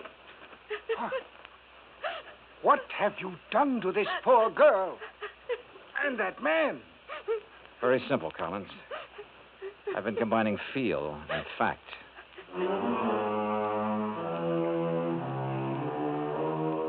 The house dick and I got them out of there. Hawk-Nose to police headquarters, Cynthia to a hospital. Eric turned out to be a quack psychiatrist who preyed on unstable rich women and who was wanted in both New York and Florida.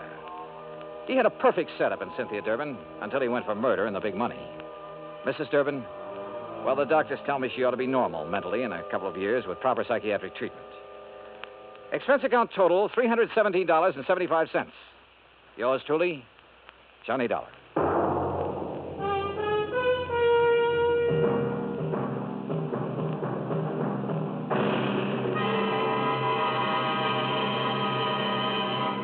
Our star will return in just a moment. Our flag now numbers 50 stars, and behind each star there stands yet another flag representing one of the 50 states. North Carolina state flag bears the initial of her name on either side of a white star. Above, on a yellow scroll, is the date May 20th, 1775. Below, on a similar scroll, is the date April 12th, 1776. The 1775 date stands for an early declaration of independence, known as the Mecklenburg Declaration of Independence. April 12th, 1776, was the date of the first Constitutional Convention held in Halifax. The Halifax Resolve was a document that placed the Old North State in the front rank, both in point of time and spirit, among those colonies which demanded unconditional freedom and absolute independence from any foreign power. North Carolina state flag, the flag of the 12th state to enter the Union, was adopted on March 9th, 1885. Now, here's our star to tell you about next week's story. Next week, a beautiful yacht, a beautiful, charming girl, and a man who wished he'd never heard of either of them. Join us, won't you? Yours truly, Johnny Dollar.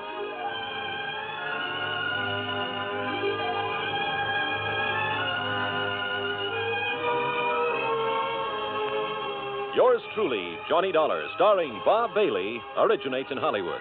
Written by Alan Botzer, it is produced and directed by Jack Johnstone. Heard in our cast were Virginia Gregg, Herb Ellis, Frank Nelson, Marvin Miller, and Peter Leeds. Be sure to join us next week, same time and station, for another exciting story of Yours truly, Johnny Dollar. This is Bud Sewell speaking.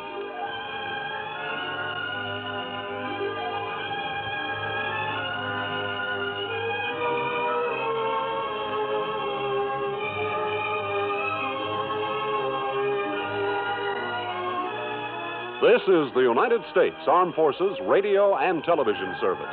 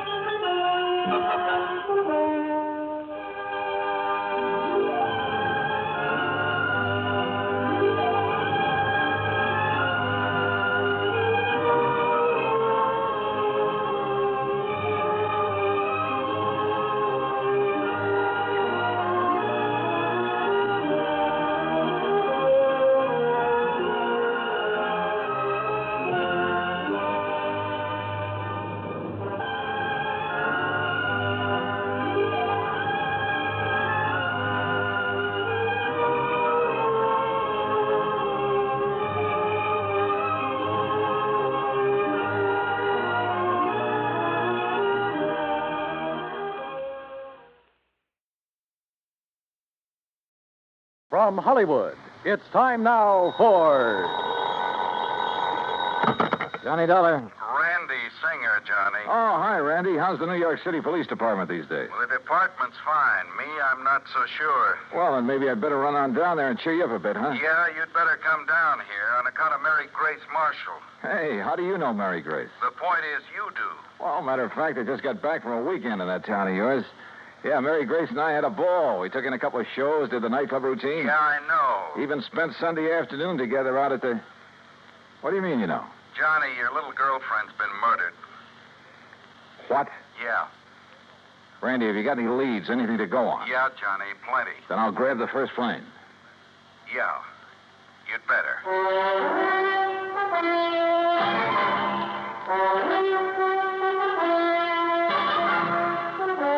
Bob Bailey in the exciting adventures of the man with the action-packed expense account, America's fabulous freelance insurance investigator. Yours truly, Johnny Dollar. Act one of Yours truly, Johnny Dollar.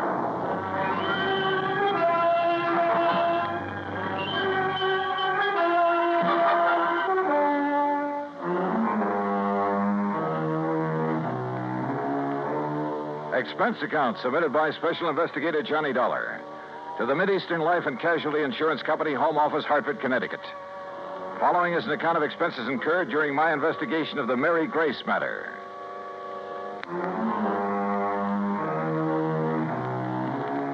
Expense account item 1, 10 cents. Phone call to the airport to reserve a seat on the first plane to New York. Item 2, phone call to Ben Perrin at the claims department of Mideastern Life. Aaron here? Ben, this is Johnny Dollar. Oh, hello, John. Now, listen, I'm on my way down to New York at your company's expense, though the expense part is beside the point. What? No, just wait a minute. Mary Grace Marshall has just been murdered. Marshall? Your company holds a policy on her, and I'm going down there to investigate. Well, now, wait, John, until we issue proper authorization for you to conduct the investigation. Don't give me that, Ben. I'm going down there now.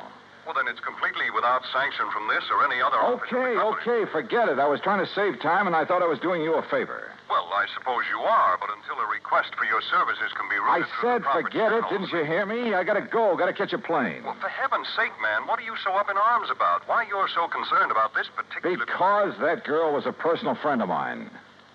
A very dear friend. Oh. John, I'm sorry. I can see now why you're so upset. Yeah, I'm upset. By all means, go ahead, officially. And if there's anything I can do... Yeah, there is. You can stop all this yammering so I can hang up and get out of here. Goodbye. John. Yeah, what now? You really cared for that girl, didn't you? Yeah, Ben. I cared.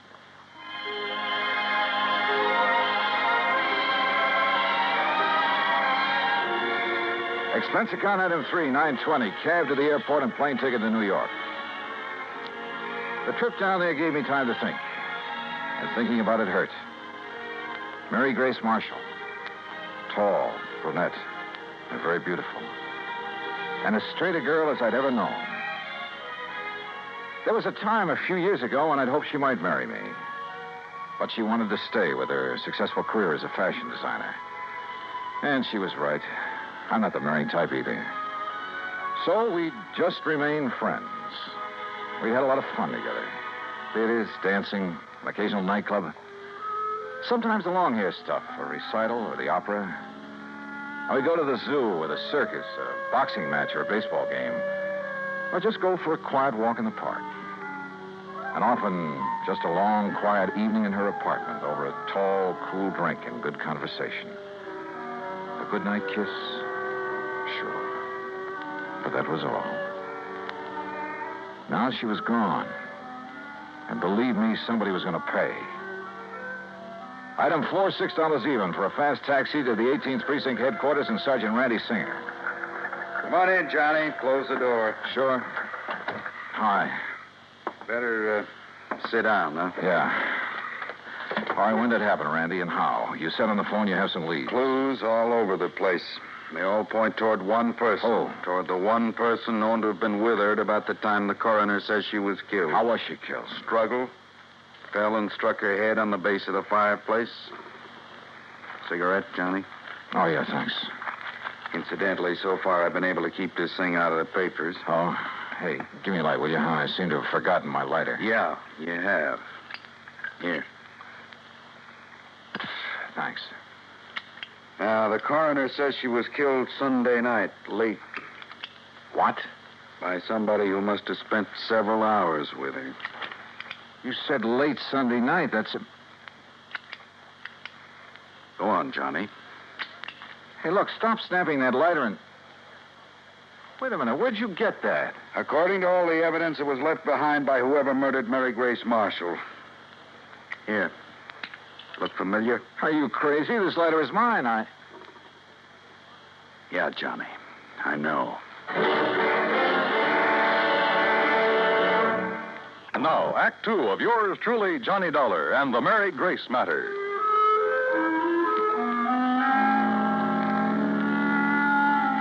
Mary Grace Marshall, an old friend, a very dear one, murdered in her New York apartment on East 77th Street.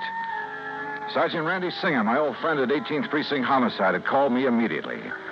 And when I got there, showed me a very damning piece of evidence.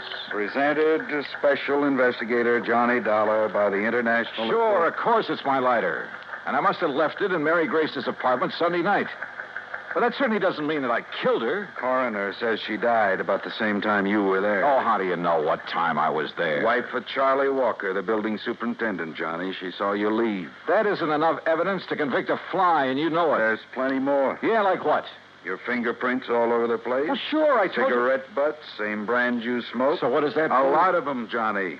Like a very nervous smoker. Well, I was with her all evening. Doing what?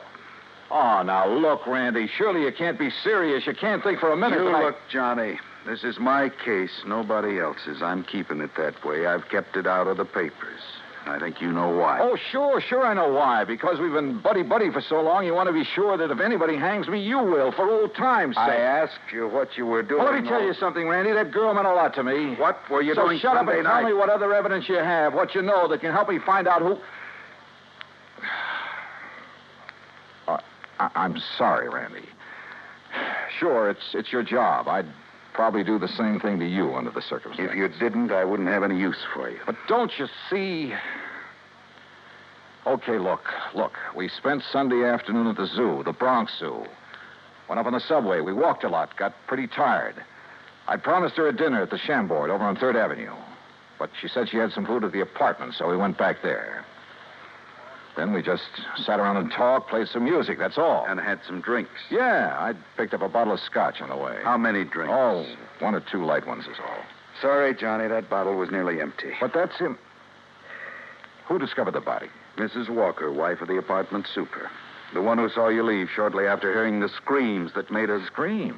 Yeah, that made her finally go up and look in the Marshall girl's apartment. She's crazy, Randy. You're lying. Can you prove it? I'd like to talk to that woman. I think you She's off a rocker if she told you she... What'd you say? I think you ought to see her. Huh? But if I'm your big suspect... Well, sure you are. Until you can help me prove I'm wrong. We drove over to the place on 77th Street in a prowl car. Everything was exactly as it had been when I'd left Sunday night, except that there were signs of a struggle, as Randy had said. A chair and a lamp had been knocked over, the hi-fi shoved aside when she'd fallen at the fireplace. Even the bottle of scotch from which I'd poured a couple of small... What's the matter, Johnny? Well, I'm not sure, Randy, but... Well, I'd have sworn I left this bottle out in the kitchenette where I... Huh? Hey, are you making more prints? Yeah. Look, this bottle of soda, 3/4 full. You don't kill most of a bottle of scotch with only this much soda. Unless you're drinking it straight. Oh, who drinks it straight these days? An alcoholic? Or somebody who needs a jolt for his nerves. Maybe. Want to go downstairs and talk to the super's wife? Yeah, let's.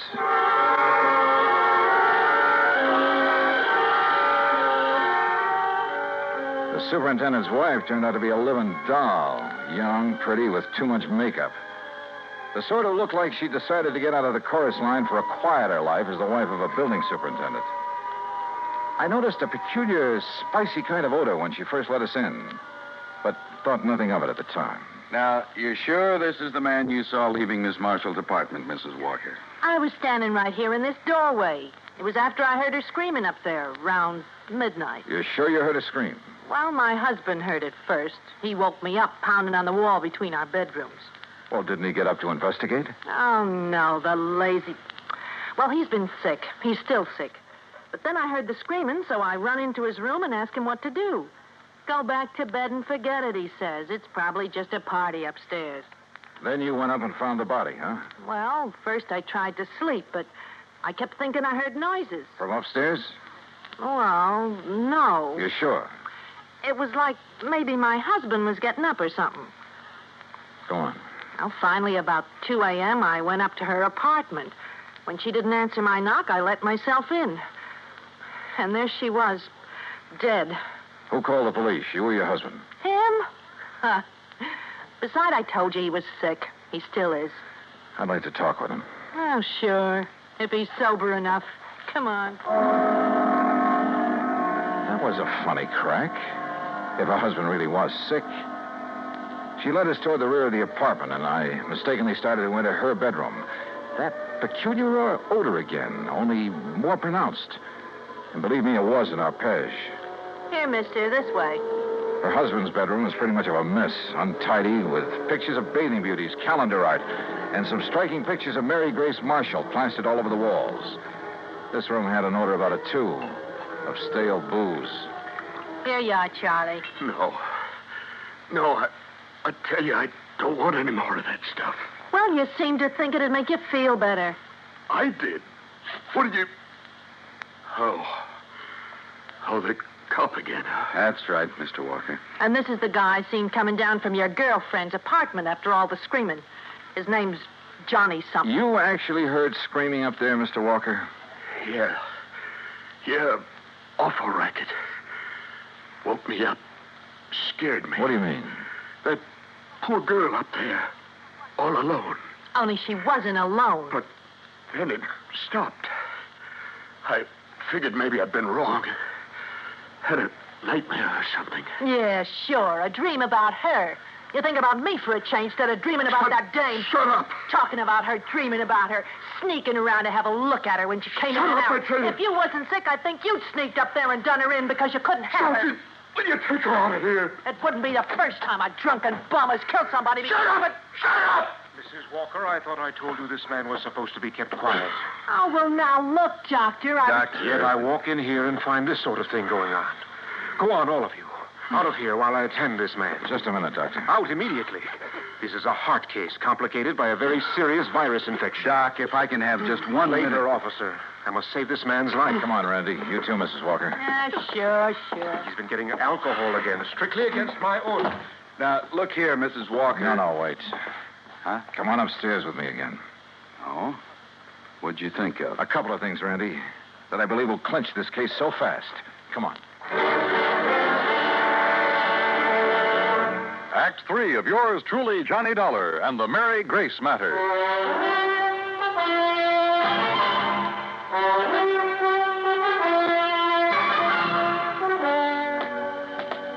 What do you mean, clinch the case, Johnny? Didn't you hear enough from Charlie Walker and his wife? Yeah, I heard plenty, Randy. Well, then what's the point of coming back here to the dead girl's apartment? Let me show you something here in the kitchenette. The scotch bottle. You shouldn't pick that up, Johnny. Print. Yeah, prints. And where your boys dusted over them to show them up. But look. Yeah? Right here they're smeared, see? By a piece of cloth. Sure, he tried to erase them when he killed that bottle. Now, come on back to the living room. And here, take a look at this. Well, what's the hi-fi set got to do with I it? told you Mary Grace and I sat here Sunday night talking and playing records. So? This record on the turntable is the same one we were playing just before I left her. Look at it. Dolorima by Vingetti. Never heard of it. We shut it off because it got too noisy in the death scene from that opera. Huh? Listen.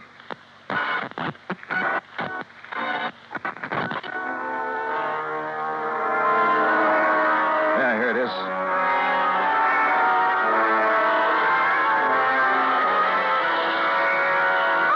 Holy... That sounds like somebody... Shut it off!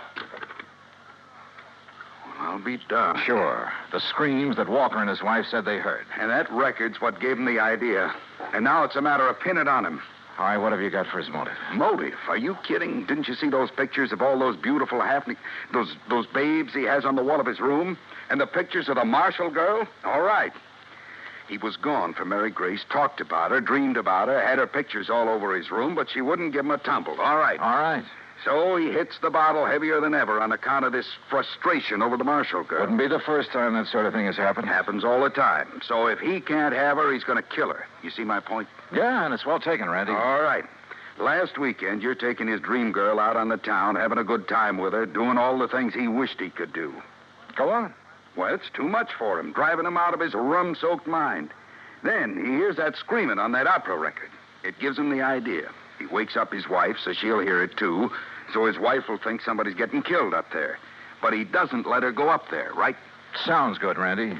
After his wife goes back to bed, that's when she saw you leave, he goes up there and kills the girl. But if he was as sick as he appears to have been... John, the time like that, a man gets superhuman strength. Strength of a madman, they call it. And listen. I'm listening. His wife said she thought she heard him walking around, remember? I remember. So that's it. She finally got up, came up here, and found the body. So naturally, she tied it all in with the screams her old man woke her up to hear. And that suited him perfectly. She couldn't help but alibi for him. Come on, let's get downstairs again.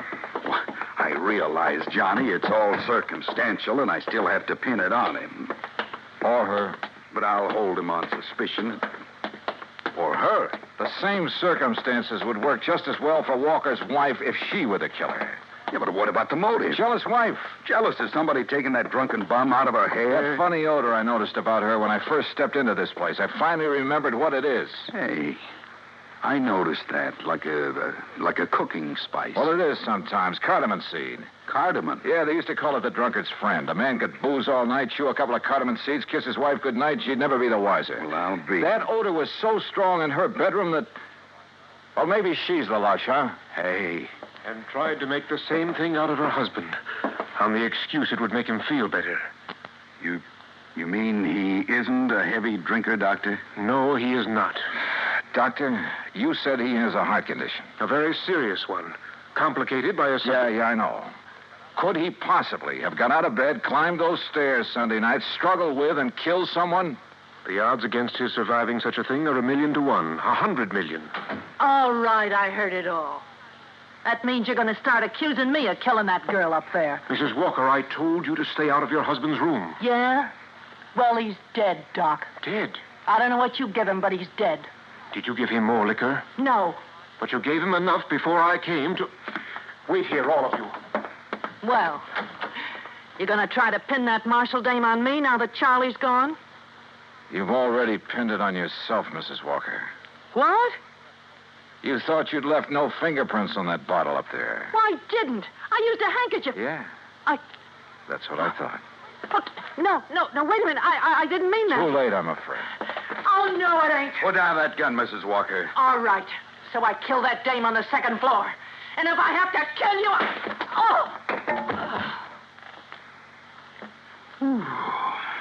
Yeah. Thanks, Doctor. It's quite all right, sir. Well, Randy, there's your killer. Happy? Yeah. I guess I ought to be. You? It doesn't bring back Mary Grace.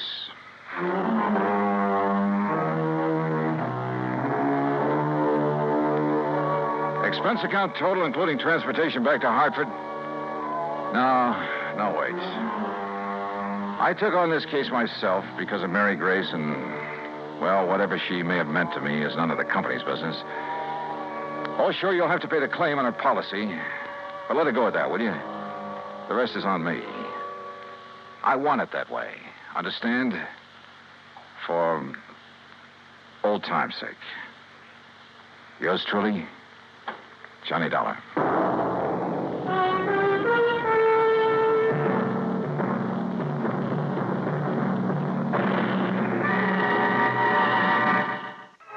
Be sure to join us next week, same time and station, for another exciting story of yours truly, Johnny Dollar.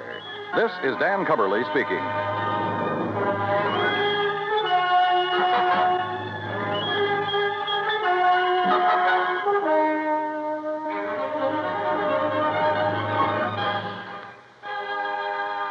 This is the United States Armed Forces Radio and Television Service.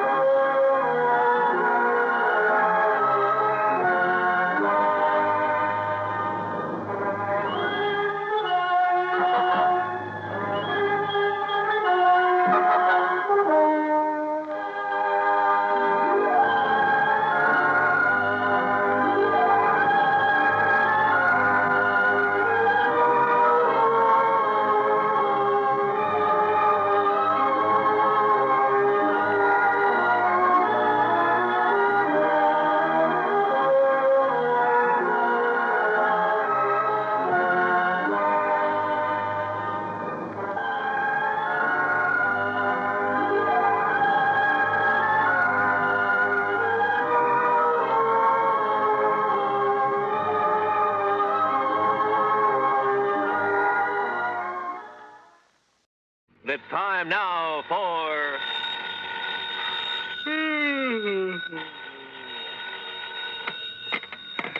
Johnny Dollar. Hi, Johnny. This is Art Price, International Press Service. Oh, holy smoke, Art. What are you doing up at this hour of the morning? I'm on the night desk, and I'm sorry to have to wake you up. So am I. Listen, I just got a call, a real frantic one, from a guy who insisted on having your phone number. Well, did you give it to him? He said he's an insurance man, that it was about some insurance matter, so yes, I did. Well, why'd he call you? Yeah, that puzzles me too, but he was so excited, so frantic. Well, he probably called the first person he could think of. And he said it was a big emergency. Oh, did he give you any details? No. And Johnny, it's aroused my curiosity. Let me know what it's all about, will you? Yeah, sure, sir. Promise? Okay, Art, promise.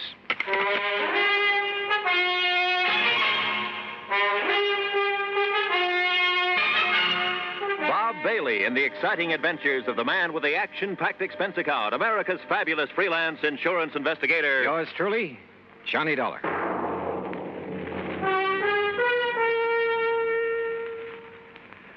And now, Act One of yours truly, Johnny Dollar.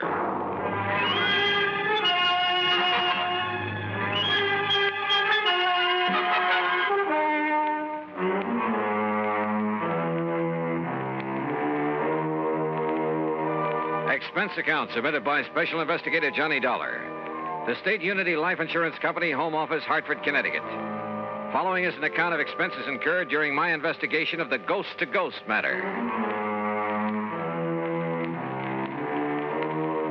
I'd no sooner rolled over in the hope of getting back to sleep when the phone beside my bed started jangling again. Oh, nuts. Johnny Dollar. This is Oscar H. Trimley, Mr. Dollar. Trimley? I represent State Unity Life here in Lake City, New Jersey. Oh, look, are you the man who called Art Price over at International Press Service? Yes, I did get your phone number. I knew he'd have it, you're being such a famous investigator and all that. Yeah, well, you could also have got it from Universal Adjustment Bureau, your insurance directory, the long-distance operator. Oh, dear, I guess I've been so upset over this whole thing that it never occurred to me. But can you come down here to Lake City, Mr. Dollar, right away? Well, it depends. What's this all about? Ian McAndrews. Who's Ian McAndrews? Oh, don't you know? He's the man who founded Lake City. So what's happened to him? He's dead, Mr. Dollar, or rather, he isn't. Huh? Well, that is to say, he died, Mr. Dollar, about 5 years ago. And? Well, in due time, of course, we paid off the claim on his life insurance policy, $55,000. Everything in order and perfectly all right. Well, then? But now... Oh, no, Mr. Dollar, you just won't believe it unless you come here and see for yourself. Oh, won't believe what? Ian McAndrews has come back. Huh? Either he or his ghost has come back here. Oh, now, wait a minute. No, it's true. It's absolutely true, sir. Ian McAndrews is haunting Lake City. So please come as quickly as you can. I'll think about it. Oh, dear, is that the best answer you can give me? Yeah, I'm afraid so, until I see how things line up for me these next couple of days. Goodbye, Mr. Trimley. Think about it. I could hardly wait to grab a train. But I didn't want Oscar Trimley to know that. Because I had a strong suspicion that if you can catch a ghost off guard, you'll be one up on him. Expense account item 1, the promised phone call to Art Price at International Press. Are you kidding, Johnny? No, I'm deadly serious, Art. But a ghost in a little New Jersey. Yep, I'll keep in touch.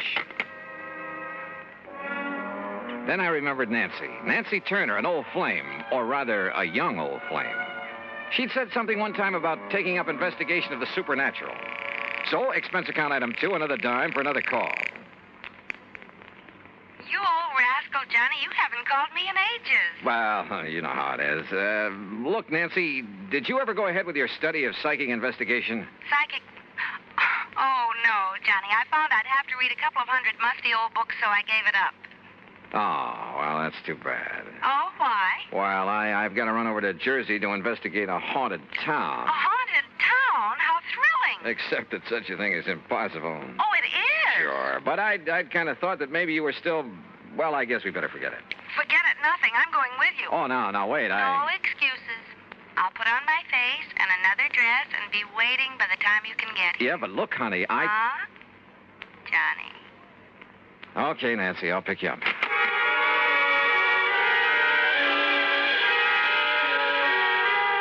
Item 3, 1085, taxi and train for 2 to New York. Item 4, $50, deposit on a rental car when we got into Grand Central Station.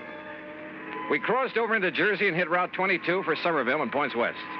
And every mile of the way, Nancy chattered away like a magpie. It was a small town She in kept England. quoting some of the stuff she had read on the subject. A lot of authorities who decided that some of the reports on haunted towns and houses and people, things like that, had decided there was something really supernatural about them. And you know, after a while, I began to wonder. Yep, I began to wonder.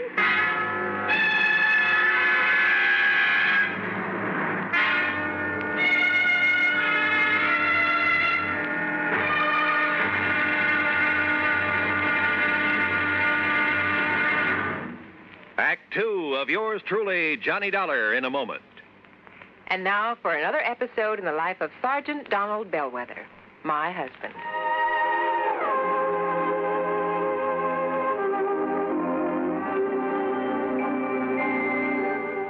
Donald! Donald! I'm out here on the back porch, honey. Oh, there you are. Honey, why on earth did you choose a time like this to clean your hunting rifle? We're due at the Jamesons at 7. I'm ready, honey.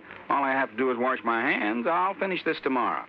Be with you in a jiffy. Donald, come back here. Oh, now, what's the matter, Reba? Are you going to leave this hunting rifle right out here in plain sight? Nobody's going to bother it. The kids are asleep and we'll be gone. I don't think our babysitter will bother anything. She's got her homework to do. Those are famous last words if I ever heard them.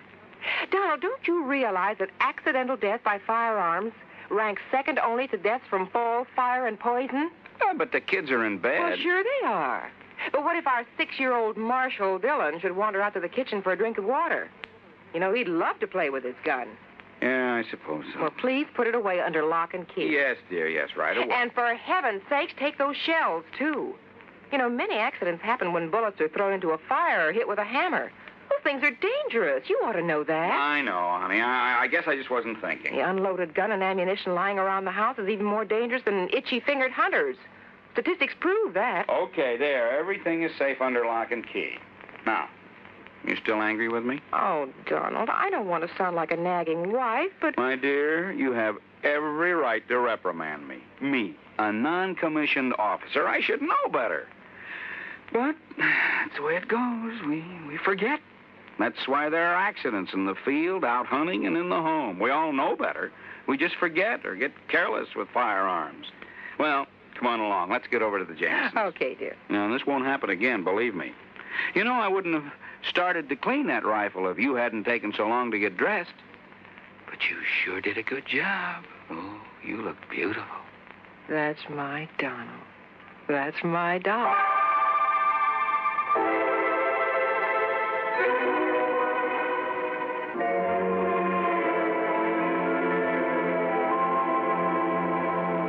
And now, Act 2 of yours truly, Johnny Dollar and the Ghost to Ghost Matter.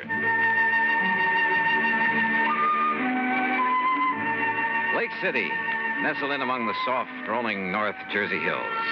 But a kind of has-been town. I saw the reason for that in the abandoned mill, the old McAndrews cotton mill at one side of the lake. The same old story, I guess. When a town's main industry closes down, it kind of goes to pot. Nonetheless, it was a charming little place. Population, maybe 400 or 500. When we finally located Oscar Tremley's insurance office, we found a bit of a gathering there. And Mr. Dollar, that is Miss Turner and Mr. Dollar. This is Charlie Reed. I'm very happy to know you. Foster and Tony Gray. Yeah. We're sort of local businessmen's club, Johnny, you know. Okay, then let's get to the point. Sit down. Thank you. Johnny, I thought over the phone that you were turning us down. Well, I changed my mind, and when I thought of Nancy and her knowledge of the supernatural... Good. That's what we need. Yes, you're right. Well, I am interested in the subject. We're all a little worried about it. Tony isn't kidding. I think we're a pretty level-headed bunch, but, well, this thing has us scared. That's putting it mildly. If it really is his ghost that's plaguing us... Oh, now, you don't seriously believe in ghosts. I'll tell you this. I never did before, but now, well... wait and you'll see. Gee, Johnny. Well, suppose you tell me what's going on. Well... No, Johnny. You'll have to see for yourself. And here. Yes, Charlie, and here. And that means waiting until midnight. Midnight? Sure, Mr. Dollar. Well, just why, Bill? You'll see. Yes, and meantime, you can look around... Say, aren't you quite a fisherman, Johnny? Oh, I'd rather fish than eat, but now look, if you... Oh, I love to fish, too. Good. The lake's full of nice bass. Charlie, you can fix them up with a boat, can't you? Sure can. Yes, but if I'm going to investigate... Tony, you arrange for a place for Miss Turner to stay overnight. Be glad to. Well, now... And Johnny, you'll stay at my home, all right? Fine, but now at least tell me... No, I want you to see for yourself at midnight. Now, meantime, good fishing. Right. Now, I've got to get back to the shop before Mrs. Bixley starts screaming about her high five. See you later. Yeah, and I'll come back to the office and arrange somewhere for Miss Turner to stay. See you later. See you, Tony. Now, if you folks will come over to the print shop with me, we'll pick up the keys to my boat and some tackle, and you can be on your way. Look, can't you at least give me some idea? Nope, not a thing until midnight. Oh, and we'll all have dinner together at the hotel. Mr. Trimley... Well, you ready, Mr. Turner? Johnny? Well, you fellas are the boss, I guess. Fishing, Nancy? I'd love it. I'll even give you some of the fast strike hooks I use. Okay, then, let's go. There was something slightly screwy about the whole thing. And I don't mean just the talk of a ghost. But when I go fishing, and at company expense, well, who's to complain? So Nancy and I spent the rest of the day on the lake. Matter of fact, she caught the big one. By dinner time, we were starved, and the little hotel served us not only excellent cocktails, but a regular banquet, complete with champagne. You enjoying it, Miss Turner? I love it. Only why don't you call me Nancy?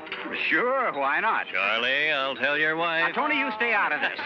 Mr. Trimley, about this ghost business. This champagne, you know, comes from the old Leland Stanford vineyard. Oh, yes, and it's fine. Finest I know. But it's time we talk about your ghost. Say, you land any big ones out on the lake?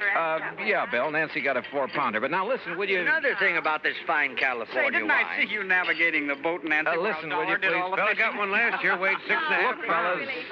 He caught it over near the old cotton. Hey, fellas, look, please, will you tell me a little bit about... All I want to know is...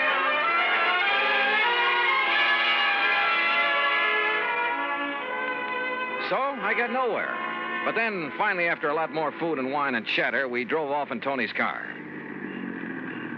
Now, I'm stopping here in the middle of town, Johnny, because it's the best place to be when things start popping. Like what? Hey, when are you fellas going to stop this runaround and start making sense? You'll see, you'll see. I'm all excited. Look, Johnny. Yeah, Charlie? You see the old tower clock? Almost midnight. So what about that? Old McAndrews passed away at the stroke of midnight, Johnny. Personally, I think that has something to do with this. You still haven't told me with what? Wait. Listen. There goes the tower clock. Oh, midnight. Count them, Johnny. That was 4, 5... And, Johnny, see how all the lights are flickering along the streets? That happens every night? And no reason for it. Look, bats. Huh? Millions of bats coming out of that clock tower. Yeah, I see him. But I don't... What under the sun is that? That's the ghost, wailing. Oh, now, wait a minute. That scream fills the air, comes from everywhere. Oh, it's a horrible sound. Johnny. Easy, honey, easy. No, listen. Didn't you hear? That clock struck 13. Yes, Johnny. Why, yes. You ask me, the devil's in old McAndrew's ghost. That's why it comes out of his house every night. Out of his house? Right, Johnny. And wait till you see what's there. Right.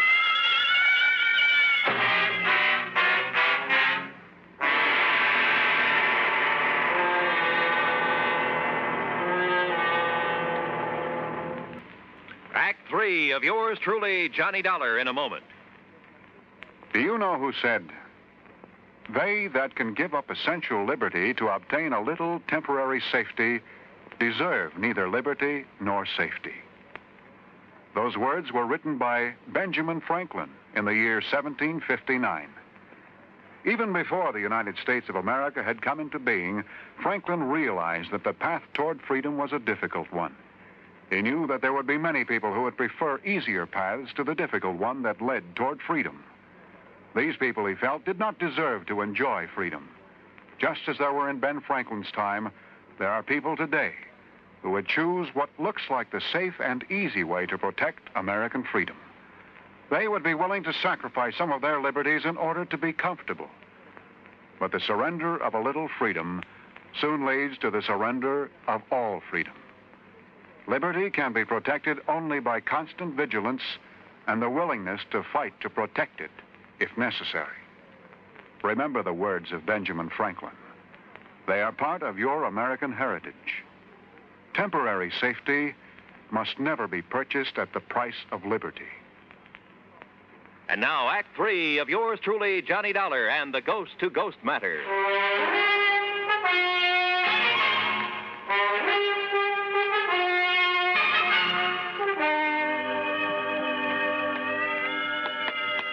Is the front door of this old house always left wide open?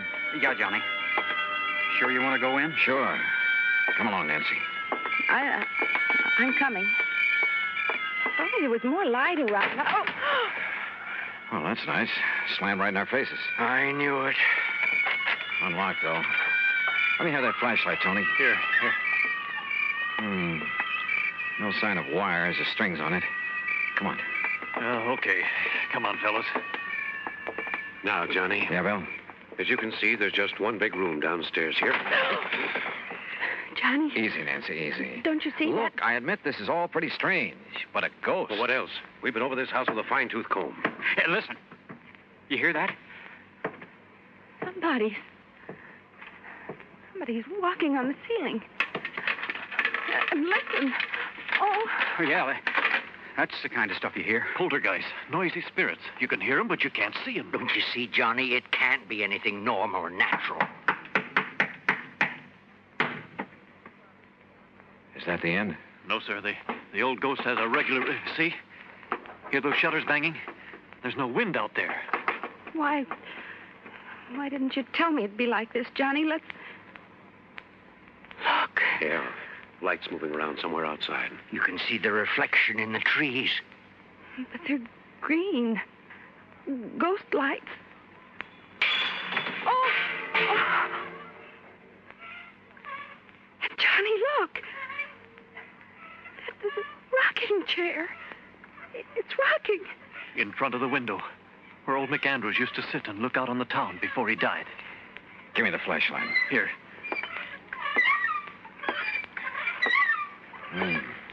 No strings or wires on this either.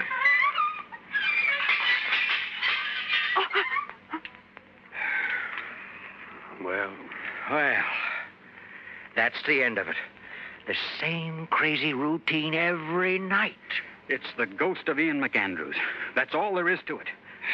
Well, from what you fellas have shown me tonight, it kind of looks that way. It is, Johnny. But tomorrow I want to investigate these things in broad daylight. I investigated all right, the old house, the clock tower, everything I could find. And thanks to the help of the boys, we covered a lot of ground. Result? Nothing. Meantime, I noticed that the town, the sleepy little town of Lake City, was being mobbed. People from all over, streets jammed with cars. And as we sat down at lunch in the hotel... Miss, waitress, will you please bring me another cup of... Oh, dear, she didn't hear me. Where'd they all come from? Yeah, business has certainly picked up around here. Why, yes, I noticed that. Any idea why, Bill? Not the least. No wonder Tony couldn't be with us for lunch. And Charlie's at his print shop getting out an extra. Hey, excuse me. Aren't you Johnny Dollar, the investigator? Yeah, that's right. Man, can I use you? Now, just let me get a picture. Oh, now, wait. Hold it. Okay, Johnny. Thanks a lot. Hey, that photographer's from one of the New York papers. No kidding. Oh, really? Listen, if Art Price at International Press gave out the word about this ghost story... Oh, now, Johnny... Okay, Nancy, you all finished? Uh-huh. Then, Oscar, Bill, we're going to leave the check with you and pull out. You mean leave town? Yep, going back to Hartford. But, Johnny... I've investigated, I've come up with nothing. So there's no point in staying around any longer. Oh, Johnny. Thanks a lot, fellas. And, Oscar, I'll send you my expense account. Come on, Nancy. Give up? Hardly. Sure, Nancy and I hit the highway, but for only a few miles. Then shortly after dark, we drove back. And for a couple of hours, for 3 or 4 hours... Well, anyhow, shortly before midnight, Nancy and I walked quietly up on the porch of Oscar Trembley's insurance office. You mean you didn't leave a message at my office to be here tonight? I certainly didn't. I found a message from Charlie. Are you kidding? Somebody left a message at my print shop to be here. And I got one at my radio shop. Well, I'll be Good girl, darned. Nancy. Now, I want... And, of course, they couldn't know your handwriting. Wait a minute. There's somebody outside. Huh? Johnny. What's he for? Good evening, gentlemen. Why? I thought you'd left town, Johnny. What are you doing back here? Yeah, that's right. I wanted you to think so. Oh, listen. The old tower clock has started to strike midnight. Oh, yeah, that's 5, 6. Boys, I suddenly realized that in all my investigation this morning, I was being handicapped by what I thought was help. What do you mean, Handicap? Johnny? Yeah, what's that? I had too much help. 2 or 3 of you were with me every second. Oh, we wanted to be sure you wouldn't overlook anything. That's right. You wanted to be sure I would overlook a few things. Huh? Now, wait. That's 11, 12. Well, hey, it only struck 12. Yeah, that's right. Yeah. No ghostly whale tonight, is there? I know. No, fellas, no. Because the ghost is no more. You, found the ghost, Johnny? I found out that he's one of you, maybe all of you. What are you talking? Alone, without your careful guidance, I finally located that sub-cellar in the old McAndrews house. You did? And that mess of complicated electrical stuff that was making the weird sound effects, the rocking chair, the banging shutters, and so on. Very clever. Your handiwork, Bill? Sure. But Johnny... Oh, fellas, it was a wonderful publicity stunt, especially after international press was notified. But you did that. Not only for your radio and electronics shop, Bill, for your real estate business, Tony, your print shop and newspaper, Charlie, and your insurance business, Oscar. Well, now, but Johnny... for the whole town. It's going to put Lake City on the map again. Which is to say, the motive wasn't entirely selfish. No, of course it wasn't. Okay, man. And because of that, and that alone, I won't give you away. Provided the ghost of Ian McAndrews never walks the streets of Lake City again. Well, you can be sure of that, Johnny, darling.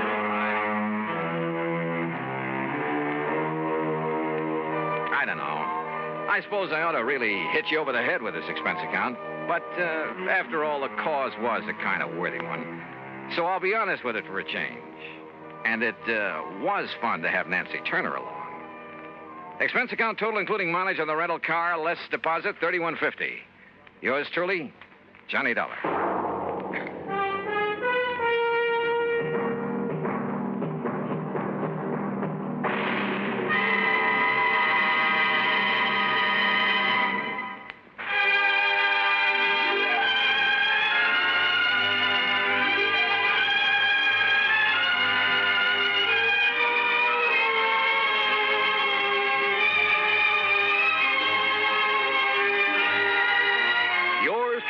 Johnny Dollar, starring Bob Bailey, originates in Hollywood and is produced and directed by Jack Johnstone, who also wrote today's story.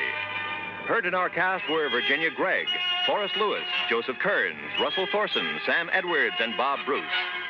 Be sure to join us next week, same time and station, for another exciting story of yours truly, Johnny Dollar. This is Roy Rowan speaking.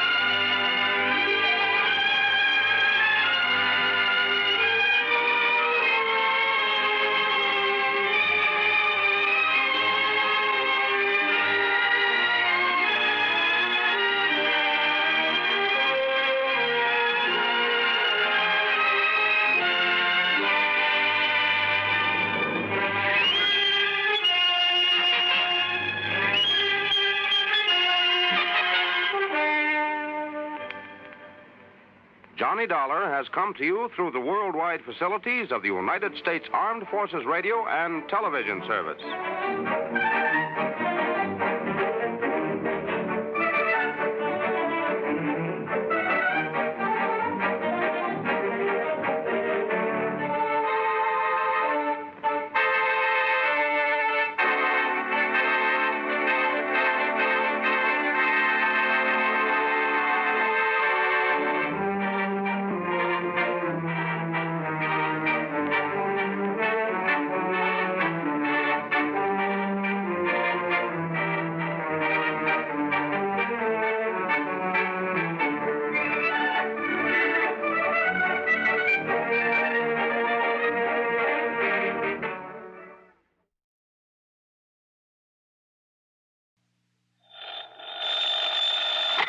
Johnny Dollar.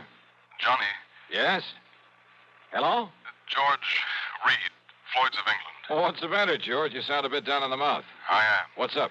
Well, Johnny, I understand you've handled quite a few investigations for the Continental Insurance and Trust Company. Oh, brother, I sure have. And you know something, George? Yes? Floyd's of England, you that is, have handed me some pretty wild ones over the years. I know. But believe me, they've been nothing compared to some of the cases that Continental has handed me. And you know why, George? Why, Johnny? Because of just one client of theirs. Well, He's a wealthy old screwball by the name of Alvin Peabody Cartwright. Cartwright? Yeah, he carries a lot of insurance, millions of it.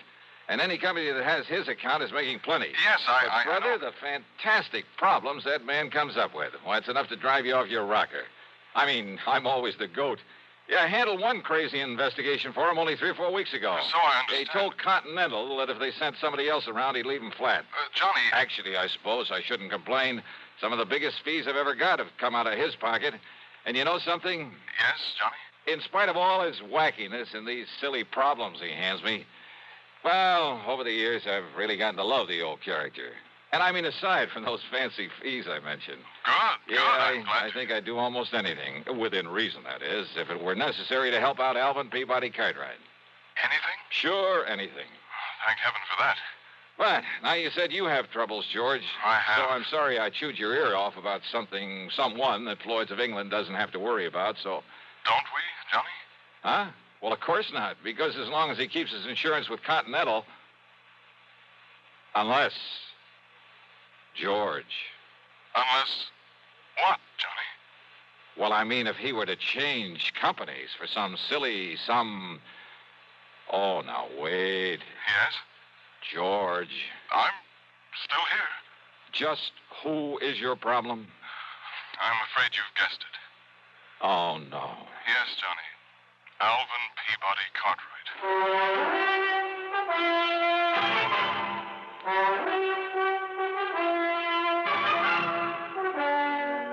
CBS Radio brings you Bob Bailey in the exciting adventures of the man with the action-packed expense account, America's fabulous freelance insurance investigator. Yours truly, Johnny Dollar.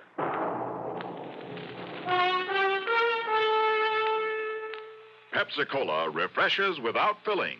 Why? Because it's truly light. Charlie, you're forgetting something. Wait, Kay, there's more. Yes, ice-cold Pepsi is the delicious refreshment that goes great at a picnic or a party. But, Charlie... And Pepsi goes fast. People like it, so keep plenty handy. There. Oh, you did fine, except for one thing. Well, I mentioned lightness and how Pepsi refreshes and how fast it goes. You left out Pepsi sociability. You know the Be Sociable song. But, Kay, I can't sing. I can. Listen. Be sociable, look smart, keep up to date with Pepsi. Drink light, refreshing Pepsi. Stay young and fair and debonair. Be sociable, have a Pepsi. Well, at least I can say this. Pick up an extra carton of Pepsi today. Please do. And now, Act One of yours truly, Johnny Dollar.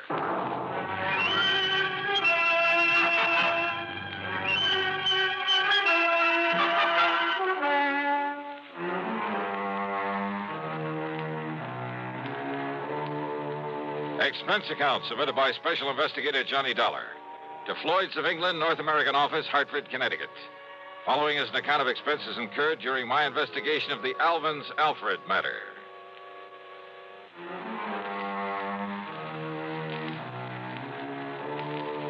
The assignments George Reed usually handed to me were usually bad enough. But a combination of both George and Alvin Peabody Cartwright could be just a little too thick.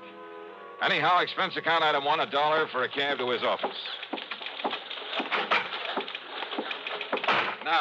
Now look, George, don't tell me Cartwright has shifted all his insurance over here to Floyd's of England. Sit down, Johnny, please. Sure. Well? Yes, he has. Then, baby... As a matter of fact, after months of effort and expense, I managed to sell him on our company myself. Oh, brother. But if you have any idea of the amount of his annual premiums, well, Johnny, it's a real feather in my cap. But don't you realize what you've got yourself in for? I'm afraid I'm beginning to. So, Johnny, if you can get him off my neck... Cartwright? Twice in 1 month? Don't bank on it. But tell me all anyhow. Well, it's really my own fault.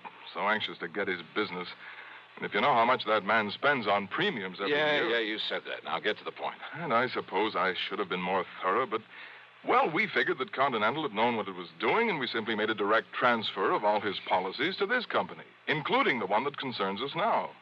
Only it should never have been issued. What kind of a policy? Straight life. On Cartwright? No. With all the riders attached to it.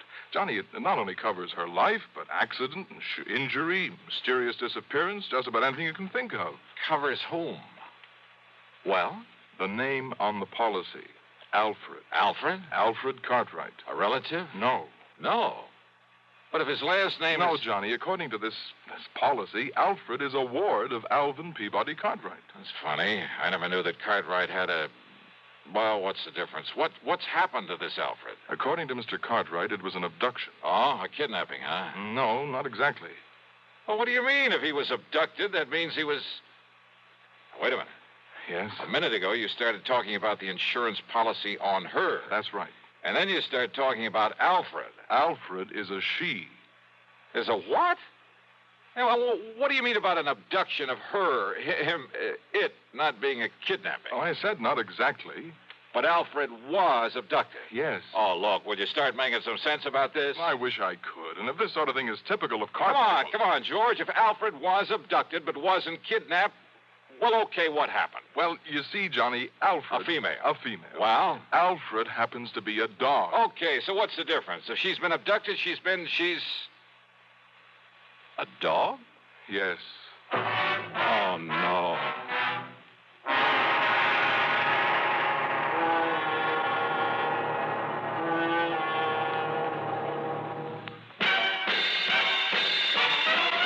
Are you smoking more now, but enjoying it less?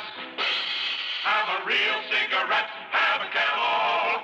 The best tobacco makes the very best smoke. Have a real cigarette, have a Camel. Are you looking for flavor and mildness? Have a real cigarette, have a Camel. The best tobacco makes the very best smoke. Have a real cigarette, a real cigarette, a real cigarette, have a Camel. Again, for the 11th straight year, Camel outsold every other cigarette, filter, king size, and regular. The best tobacco makes the best smoke. So if you're smoking more now but enjoying it less, change to Camels. Get more real satisfaction every time. Start to really enjoy smoking again. Have a real cigarette, a real cigarette, a real cigarette, have a Camel. And now, Act Two of yours truly, Johnny Dollar, and the Alvin's Alfred Matter.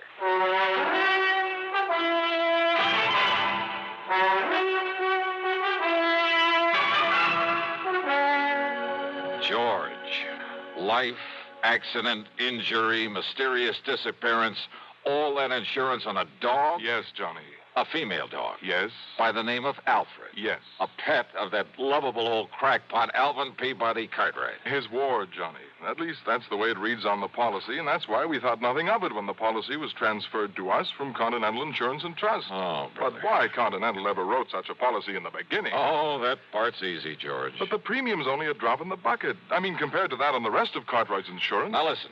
If they'd refused to write this complicated policy on his dog, they'd have lost all his business. Well, they have now, to us. And, Georgie, you can lose it just as fast unless you try to do something about this disappearance of that pooch. Unless you do something about it, Johnny.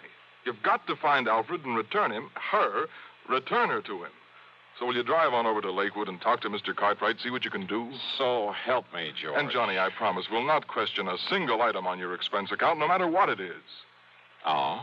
As for a nice big extra fee, well, you name it. Well, will you do it? Okay, George, on one condition. Yes? That you keep this thing under your hat.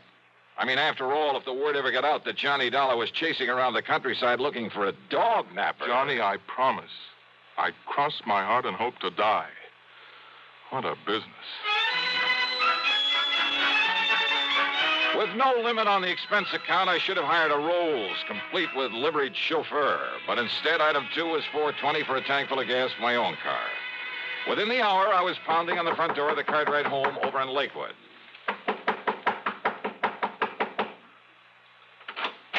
Hi, Mr. Cartwright. No. I'm sorry, I'm far too upset to talk to anyone right now. So goodbye. No, wait a minute. Hey! Yes. Why, Johnny? That's right. Well, why didn't you say so? Come in, boy, come in. Sure. Well, sir, how are you? Yes, come in and commiserate with me in my hour of bereavement. How anybody could be so wicked as to take Alfred, my pride and joy, away from me. But somebody did.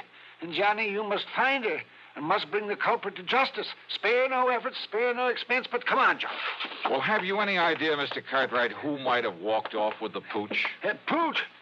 Oh, Johnny, how can you use such a term? Alfred was almost like a child to me. Dear little thing. Oh, yeah, I'm sure. But you haven't answered my question. Do I know who committed this dastardly deed? Yes. Of course I do. Oh, sir. Come along, Johnny. I'll show you Alfred's picture so you'll know her when you see her. All right. But now, why send for me, Mr. Cartwright? What? Well, I mean, if you know who did this. I certainly do. And, Johnny, he must be made to pay the penalty for this nefarious deed. Now, look. Here's dear little Alfred's room. Huh? Well, do you like it? Isn't it nice? I could hardly believe my eyes. It was more like the playroom for some much too wealthy child. Why, he must have spent thousands on it. On the soft, thick, wall-to-wall carpeting, all the furnishings, including a bed in the corner with a foam rubber mattress. There was a growing tree in the middle of the floor and a half-dozen miniature fire plugs scattered about. There were rubber bones and balls and toys of all sorts and sizes Toys. In addition to everything a dog could possibly play with, there was a big table with a scale model electric train, an erector set, a microscope, a lot of other science toys, including a working model of a... Huh? Isn't it nice, Johnny? Oh, no. Look, Mr. Cartwright. Yes? Don't tell me the dog played with these things. What thing? Well, will this toy seismograph or... Toy? What are you talking about? That really works. See? See how the recording needle gave a jump on the roll of tape on it? It runs for a week. Keeps perfect time. Oh, well, sure. So the dog could tell when there's been an earthquake somewhere. Is that it? Well, no. I may as well admit, Johnny, that some of these things are mine. Yours? Yes.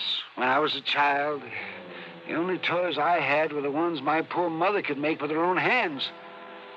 And I always said that if I ever had the money, I'd make up for it. That I'd have all the things I couldn't have then. So maybe I'm just a silly old man, second childhood, that sort of thing. But I said I'd have them, and now I have. I see. Did you ever have a nice electric train when you were a youngster? Well, no.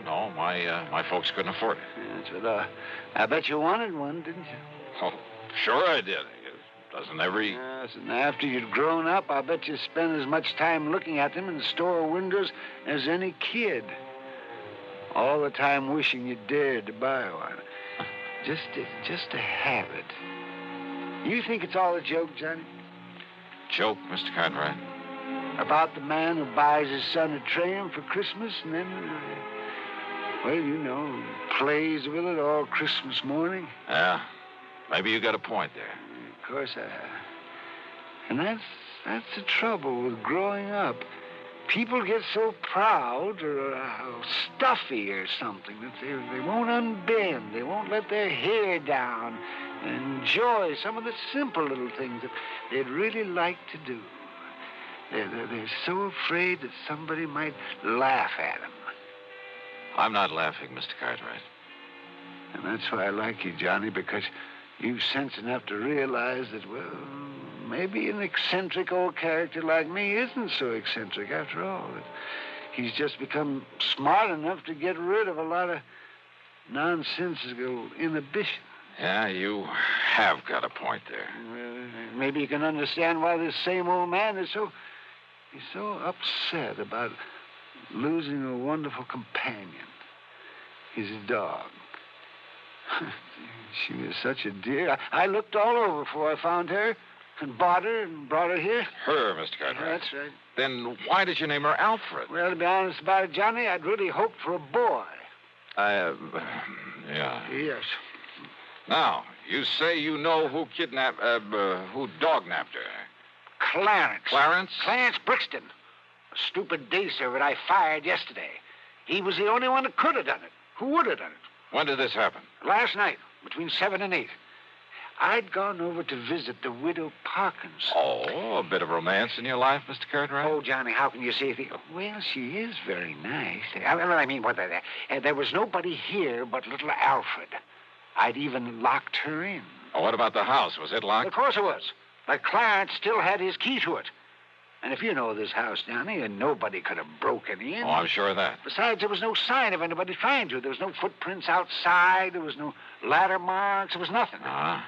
Even the stupid local police agree that Clarence must have done it. Then why haven't they nabbed him? Because they believe his alibi. From that character, that wife of his. They live the other side of town, and she swears he was at home when it happened. And you're sure that only he had a key to this house? That's right, outside of my own. So he must have done it. Only the dumb police won't do anything because of his so-called alibi. And we got to break that alibi. That's right. But how? How, Johnny? Well, I got a crazy idea. Well, I thought I was the only one who got crazy. Let me take a real close look at one of these toys in here. One of these toys? Yeah, that's right. It's a long chance, Mr. Cartwright. But let's see what happens.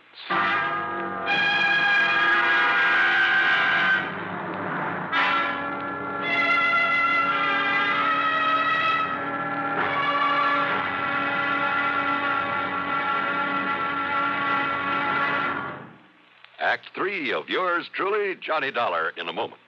Welcome, recording star Mel Torme. It's terrible trying to sing with a bad cold. So I always take 4-way cold tablets to relieve cold miseries fast. Good idea. Tests of all the leading cold tablets proved 4-way fastest acting. 4-way starts in minutes to relieve muscular pains, headache, reduce fever, calm upset stomach, also overcomes irregularity. When you catch cold, try my way. Take 4-way cold tablets. The fast way to relieve cold distress and feel better quickly. 4-way, only 29 cents. Now here's a word about another fine product of Grove Laboratories. Had dandruff for years? Now get rid of it in 3 minutes with Fitch Dandruff Remover Shampoo. 3 minutes with Fitch regularly is guaranteed to keep unsightly dandruff away forever. Apply Fitch before wetting hair. Rub in 1 minute. Add water, lather 1 minute. Then rinse 1 minute. Every trace of dandruff goes down the drain. 3 minutes with Fitch. Embarrassing dandruff's gone. Fitch can also leave hair up to 35% brighter. Get Fitch Dandruff Remover Shampoo today. And now, Act 3 of yours truly, Johnny Dollar.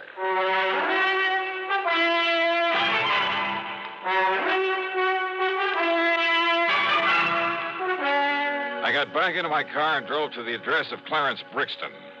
I hoped he was as stupid as Cartwright seemed to think. Yeah, mister. Mrs. Brixton? That's right. I want to see your husband. No, who are you? Johnny Dollar, special investigator. No, get him out of here, Mabel. Throw him out. What are you so worried about, Brixton? First it was those dumb cops that crazy old geezer sends around here. Now it's you. Well, me, I'm full up to hear all this yakking about me taking that mangy little hound of his and that snapping, yipping little female. That's what she done to my Clarence, them sharp teeth of hern. You show him your hand, Clarence. Yeah, forget it, Mabel, and shut up. You get these marks when you were hauling Alfred out of that playroom against her will? Huh? Now listen. A little dog, you said. Oh, not much bigger than Clarence's hand. Poisonous looking. Oh, then you've seen it, Mrs. Brixton. Well, no. Now, Clarence told me about it. Yeah, sure, I told her. I see. Well, what do you see?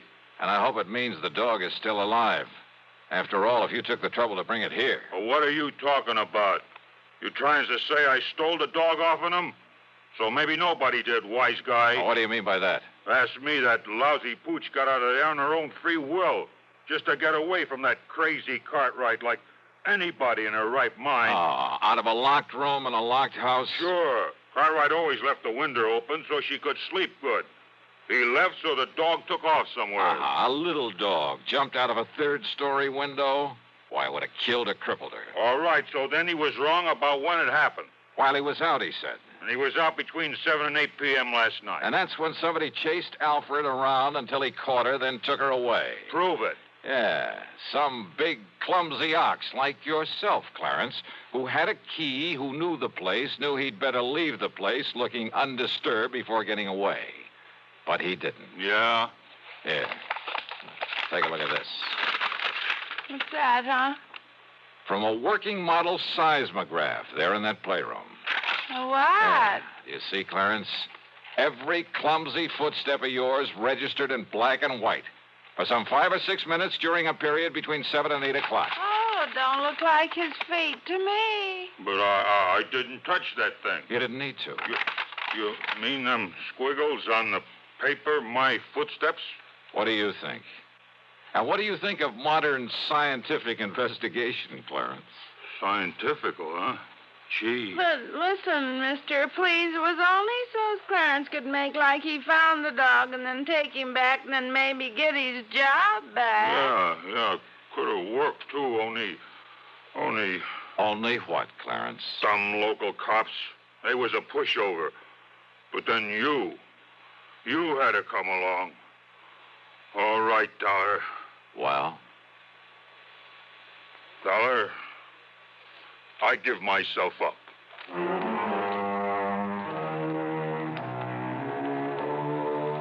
Oh, sure. Modern scientific investigation. But he fell for it. And Mabel brought the dog up from the cellar, and she was kind of a mangy little pooch.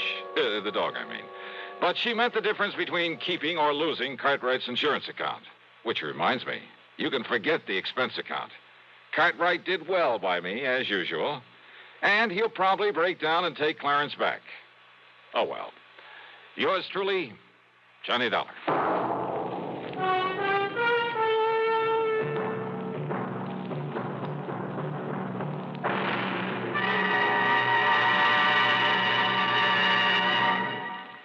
Our star will return in just a moment.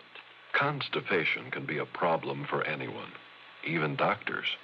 And when constipation occurs, it's interesting to see just what doctors consider important about a laxative they might use or recommend. Well, a majority of the doctors we heard from had this to say. A laxative should be effective, gentle, as close to natural acting as possible, and a medicine that can be used with complete confidence. Now, X-Lax has been popular with many doctors and millions of people over the years because chocolated X-Lax is effective. Overnight, it helps you toward your normal regularity. X-Lax is gentle. Next morning, it gives you the closest thing to natural action. And that's why many doctors and millions of people use X-Lax with complete confidence. X-Lax, the laxative that helps you toward your normal regularity gently, overnight. Is X-Lax in your medicine cabinet?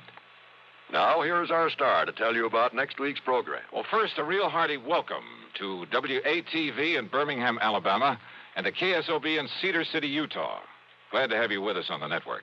Next week, I run up the biggest, the fattest expense account you ever heard of. Join us, won't you? Yours truly, Johnny Dollar.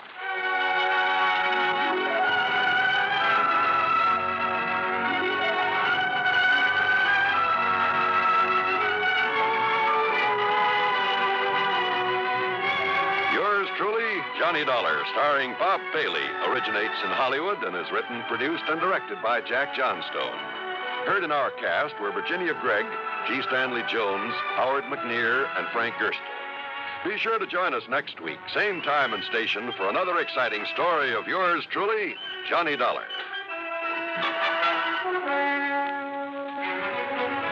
This is John Wall speaking.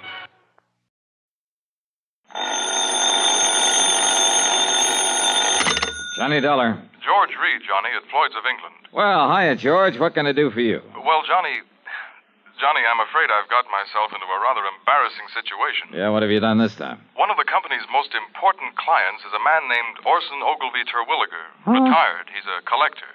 He lives down near the little town of Bethel, New York. Where's that? Across the Hudson, east of Poughkeepsie, between Monticello and Coshecton in the Mongauk Valley. Yo, hold it. I better look it up on the map. Yes, I wish you would, Johnny. Then go on down there right away. Oh, why not? But what for? Terwilliger insists that someone from the company, preferably I, call on him immediately. Immediately, Johnny, regarding some change he wants to make in his life insurance policy. What kind of a change? Well, I haven't the least idea, but it's a really sizable policy. How sizable? Over $500,000. That's sizable. With a double indemnity clause. Wowee. You can see why it's important that we cater to this man. All right, so why don't you tear on down there? Well, you see, Johnny, oh, dear. Yeah? What's the matter, Georgie? I'm making this call from the city jail. You what? No, some fool traffic cop. I mean, one of our fine highway patrolmen. Well, I'm afraid in my anxiety to get down to see Mr. Terwilliger, well, I may have been speeding a little, and, well, I made the mistake of arguing with this officer quite vehemently, Johnny. No. And, well, my hearing isn't until tomorrow morning. Well, look, why don't you send somebody else from the office to see this man? And have my own employees find out what's happened? All right, then telephone him. And have him find out? No, please, Johnny. Go down there and... Listen, I'll double whatever your expenses are and give you $100 besides. Oh? But now, is that really all there is for me to do? Just find out from him what change he wants in his policy? Yes.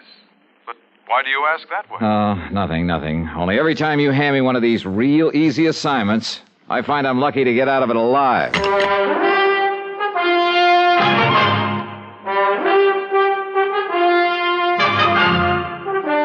CBS Radio brings you Bob Bailey in the exciting adventures of the man with the action-packed expense account, America's fabulous freelance insurance investigator. Yours truly, Johnny Dollar.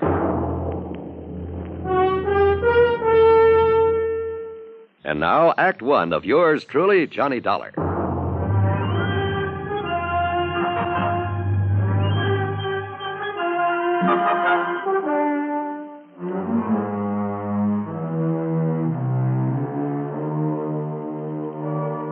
Expense account submitted by Special Investigator Johnny Dollar to Floyd's of England, North American Office, Hartford, Connecticut. Following is an account of expenses incurred during my investigation of the collector's matter.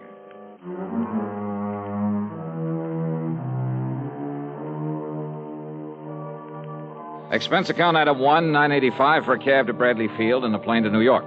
Item 2, $50 deposit on a rental car, and I drove north and west on 6 and 17 and finally Route 17B in my search for the little town of Bethel.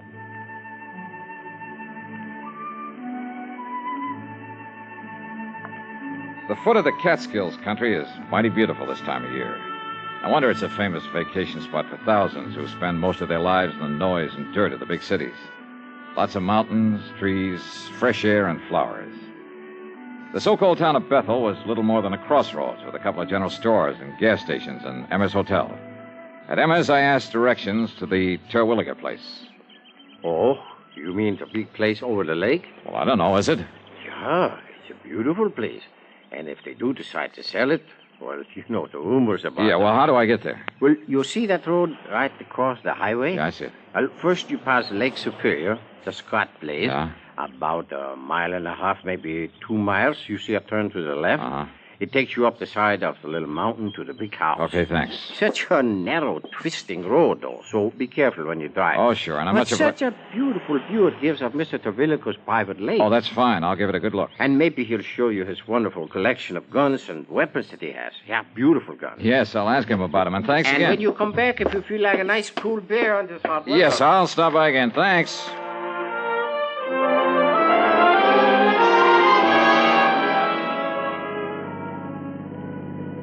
I passed the Lake Superior he'd mentioned. Then a couple of miles beyond, made a left turn that put me on the narrow, winding road up the side of a hill above another, a smaller lake. I wondered why Terwilliger, with all his money, hadn't improved this road, and thought of what might happen to someone trying to negotiate it too fast. Well, I didn't have time to think about it for long. Huh?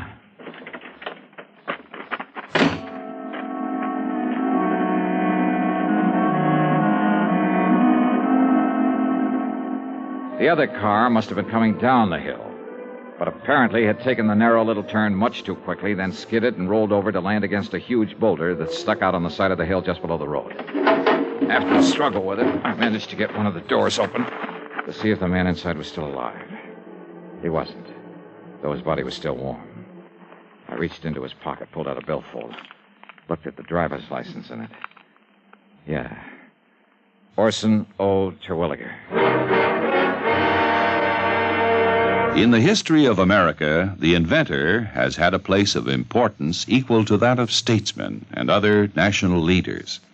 Indeed, our inventors, many of them mechanics, craftsmen, or even thoughtful tinkerers, have strongly influenced our destiny. They have contributed greatly to our amazing development from a barren outpost of civilization to the foremost industrial nation in the world. Incidentally, when we think of great inventions, it's natural to think of involved mechanisms like the McCormick Reaper, the sewing machine, or the phonograph. However, some inventions are so simple, one wonders why they weren't thought of centuries before. An invention in this category is, of all things, the universal, all-important safety pin. This was the invention of Walter Hunt, who lived in New York in the first half of the past century.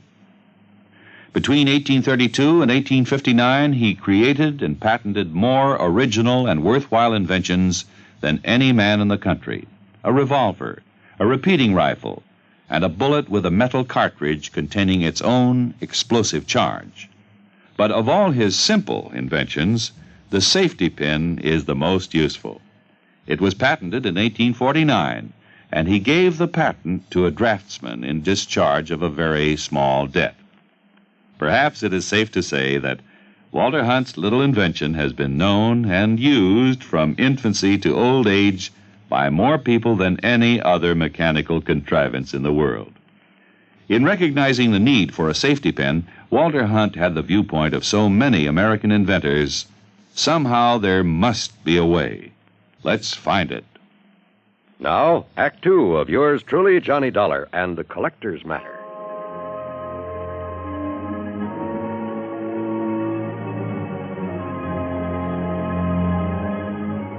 Yeah. The man lying there in the car that had skidded off the road was the man I'd come to see. Orson O. Terwilliger. And he was very dead. Not knowing what sort of police or medical facilities the town of Bethel had to offer, I decided to poke around a bit. But before I could lift the body out of this car, another one came down the narrow road from the direction of the big house on top of the hill.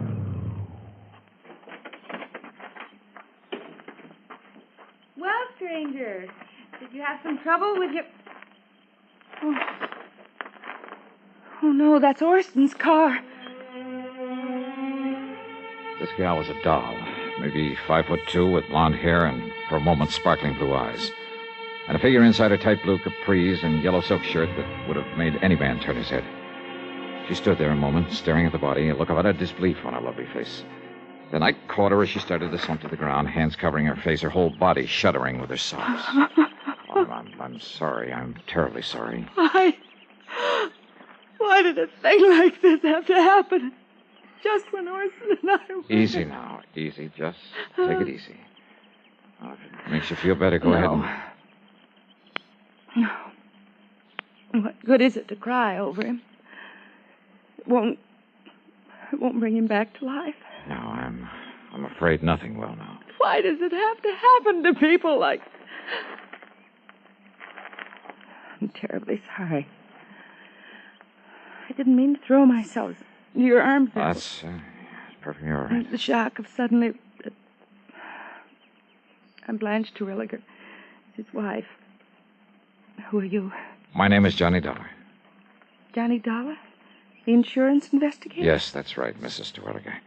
Your husband had asked that someone for the office. Sounds like a terrible thing to say, Johnny. Yeah? But I'm glad it was you who found him there. Oh? After all the awful things that people... Only they aren't true at all. They never were. Well, I suppose we'd better call Dr. Parker and the police and... Shall we go up to the house, Johnny? Yeah. Sure.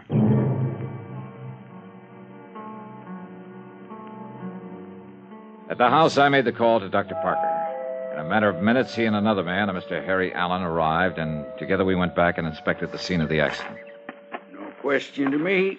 No question at all. Ah, yes, Mr. Dollar, I'm the whole police force here in Bethel. Somebody's got to do it. I see, Mr. Allen. Chief. Don't you agree, Doctor? Plain as day, isn't it? Yeah, Chief. Mr. Dollar, it's just an unfortunate accident. Those marks on his head and body are simply a result of the car rolling over. All of them, Doctor? Doctor? Why Orson didn't know better than to take this turn too fast is... What'd you say, Mr. Dollar? Well, this bruise on his forehead when he struck the windshield. That's right. Killed him instantly. And here, on his chest, from the steering wheel. Uh-huh. But that round contusion, I guess you'd call it, there behind his left ear. Small, a perfect circle. Something inside the car when it rolled. Was it? Yep. Maybe. Suppose you show me one thing, anything, inside the car that could have made that clean, clear mark. Now, you look here, Dollar. Yes, Chief. It was pure accident that killed him, no doubt about it. The doc knows it, I know it, and you know it. Just because you're one of these high-powered, big-city-type special investigators, just don't let your imagination run away with you. Chief is right, Mr. Dollar. Sure. Now, come on. Let's haul the body up to the house and help Mrs. Terwilliger make arrangements with that funeral home down to Monticello. Anything else we can do. Very good idea, Chief. And, say, Dollar, you're a healthy young buck with a sharp eye. Now, what's that supposed to mean? Well, now you tell me the truth. Don't you think Terwilliger's wife is one of the prettiest girls you ever did see? Yeah, she is. Such a shame that she and him never really... Rumor, Chief. That's just a lot of idle gossip. Yeah, Doc. I guess you're right. Is he, Chief? Huh? I wonder.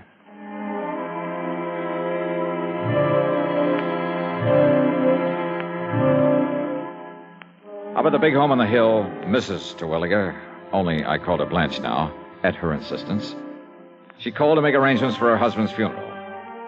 Considering her obvious shock over the whole affair, she was doing very well. She'd also called one of the local garages to remove the wreck of the car. It would be so horrible to have to see it there day after day. That car, the thing that killed him. Yes, I know what you mean. You're very understanding, Johnny, and I like you for it. Yeah, well, Yeah, I guess there's nothing further that we can do now. I've made out the death certificate and, Blanche, my dear.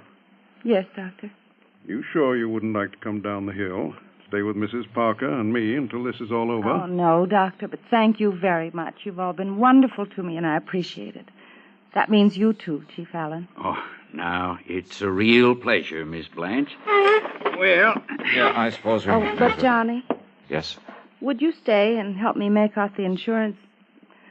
Oh, it sounds terrible to talk about it at a time like this. Yeah, but all those things have to be done, my dear. So, Mr. Dollar, if you'd like to stay here... No, I'd better run on down to Emmer's Hotel and arrange for a place to stay overnight. A hotel when we have this nice big house with plenty of...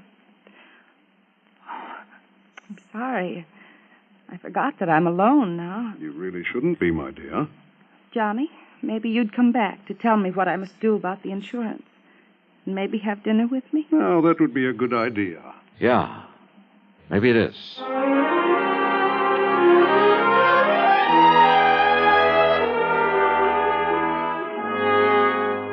Expense account item 3, 90 cents for a phone call at Emmer's Hotel.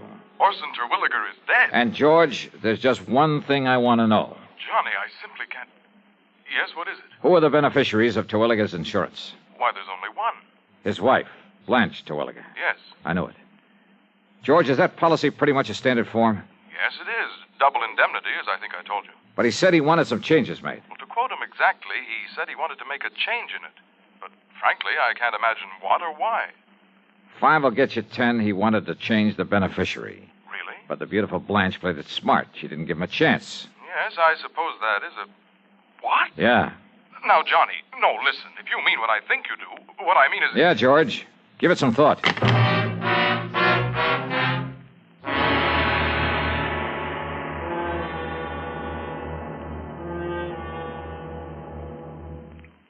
administers the oath of office to the President of the United States?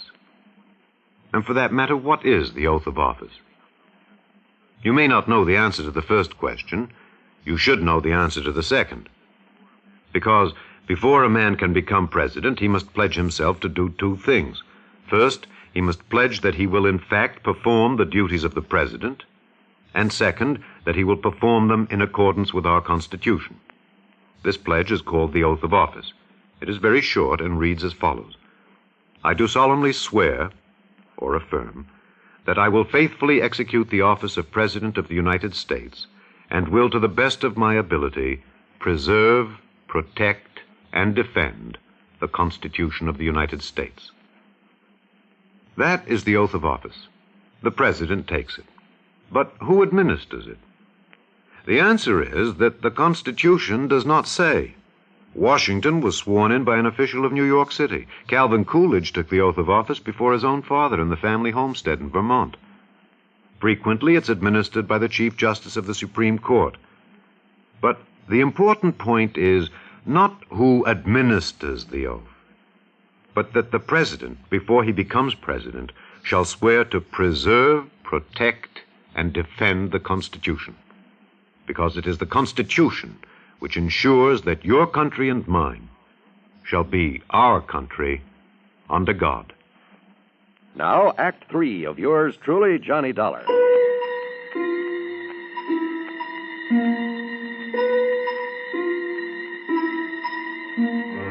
Dr. Parker and Chief Allen were convinced that Terwilliger's death was accidental. Well, I wasn't. Yet, all I had to go on, some talk the Terwilliger place might be put up for sale, meant nothing in itself unless I could find out why. Or perhaps the reason might tie in with the rumors, the gossip that had been mentioned to me. Rumors of what? That Blanche and her husband weren't getting along? As for actual evidence that he was murdered, all I had to go on was that funny little mark behind his ear. I borrowed a flashlight there at the hotel and drove back to the scene of the so-called accident.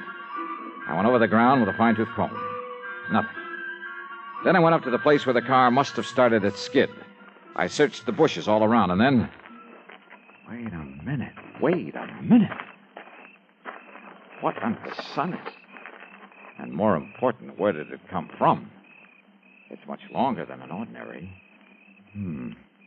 As for the fletching... this thing's been used all right, and recently. And instead of a point, it has the heavy, round stone head. Who is it? Speak up or I'll shoot. Oh, that's a nice way to welcome a dinner guest. Johnny, you had me frightened. Oh, well, I'm sorry, Blanche. I saw your flashlight down here and couldn't imagine who it was. And since you hadn't come up to dinner as you promised... Oh, I was on my way. I hope I'm not too late. Hey, do you always wander around carrying a gun? Oh, I'm sorry. Here, you'd better take it. Yeah. I'm not used to these things, though heaven knows I've seen enough of them. Your husband's gun collection. But why'd you stop here, Johnny? What were you doing, and what in the world's that? Oh, just a... Well, there must have been some Indians around here at one time or another. Oh, yes. I understand this was great Indian country. But now, Johnny... Yeah? My invitation to dinner still stands. Great. I'm starving.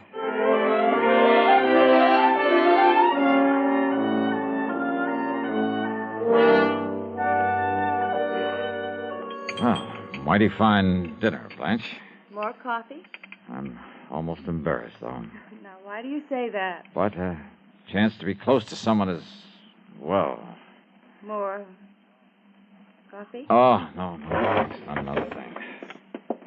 Well, then, let's go in by the fire in the library and talk. Johnny. Yeah? It's a great comfort to have you here, and Thanks. You don't mind if I hold your hand? Kid stuff, huh? No, it isn't. Now, this collection of weapons you were going to show me. No, you have to look at it. Well, I'd kind of like to. All right. It's in the library, too. Okay. You know, Blanche, with your figure... what I meant was you must have been quite the athlete when you were in college. Now, what brought that on? Swimming? Tennis? That sort of thing? Sure, everything. Blanche Ransom, girl athlete. Pistol team? The way you handled this gun a while ago. Only a person who knows guns has the proper respect for them. Well, I still don't like them. Then all things considered, it's better that I keep this one. What? All things considered?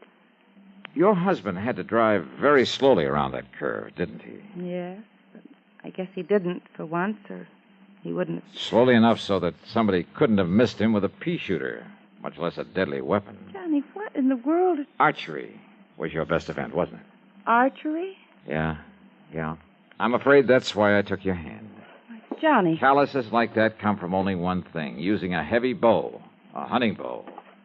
This one here on the wall? Now, Johnny, listen, honestly. Honey, why did you do it? Why did you do it, Blanche?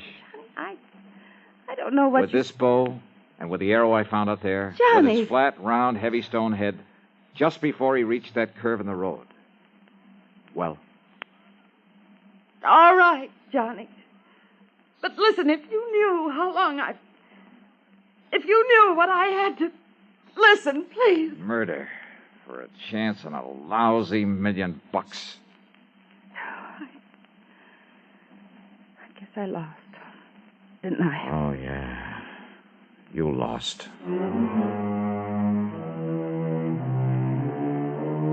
And according to the law, no person convicted of the murder of the decedent shall be entitled to any portion of the estate, including the insurance. But just don't forget my commission on that amount. Expense account total, including room and board at Emmer's and the trip back to Hartford, $185.60. Doubled. Yours truly, Johnny Dollar.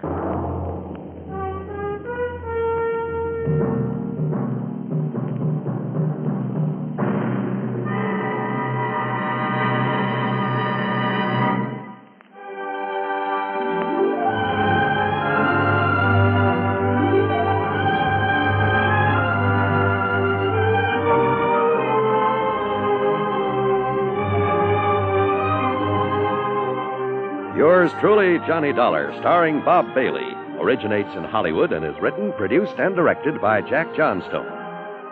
Heard in our cast were Virginia Gregg, G. Stanley Jones, Forrest Lewis, Vic Perrin, and Bart Robinson. Be sure to join us next week, same time and station, for another exciting story of yours truly, Johnny Dollar.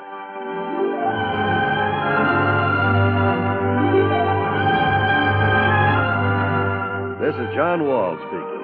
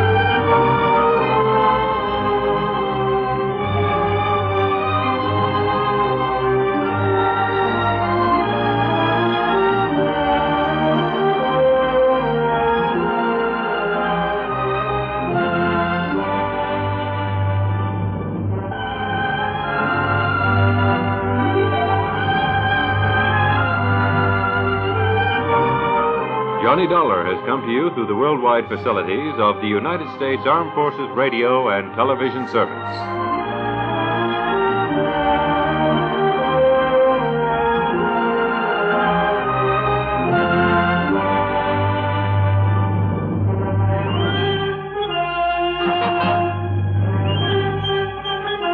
Thank you.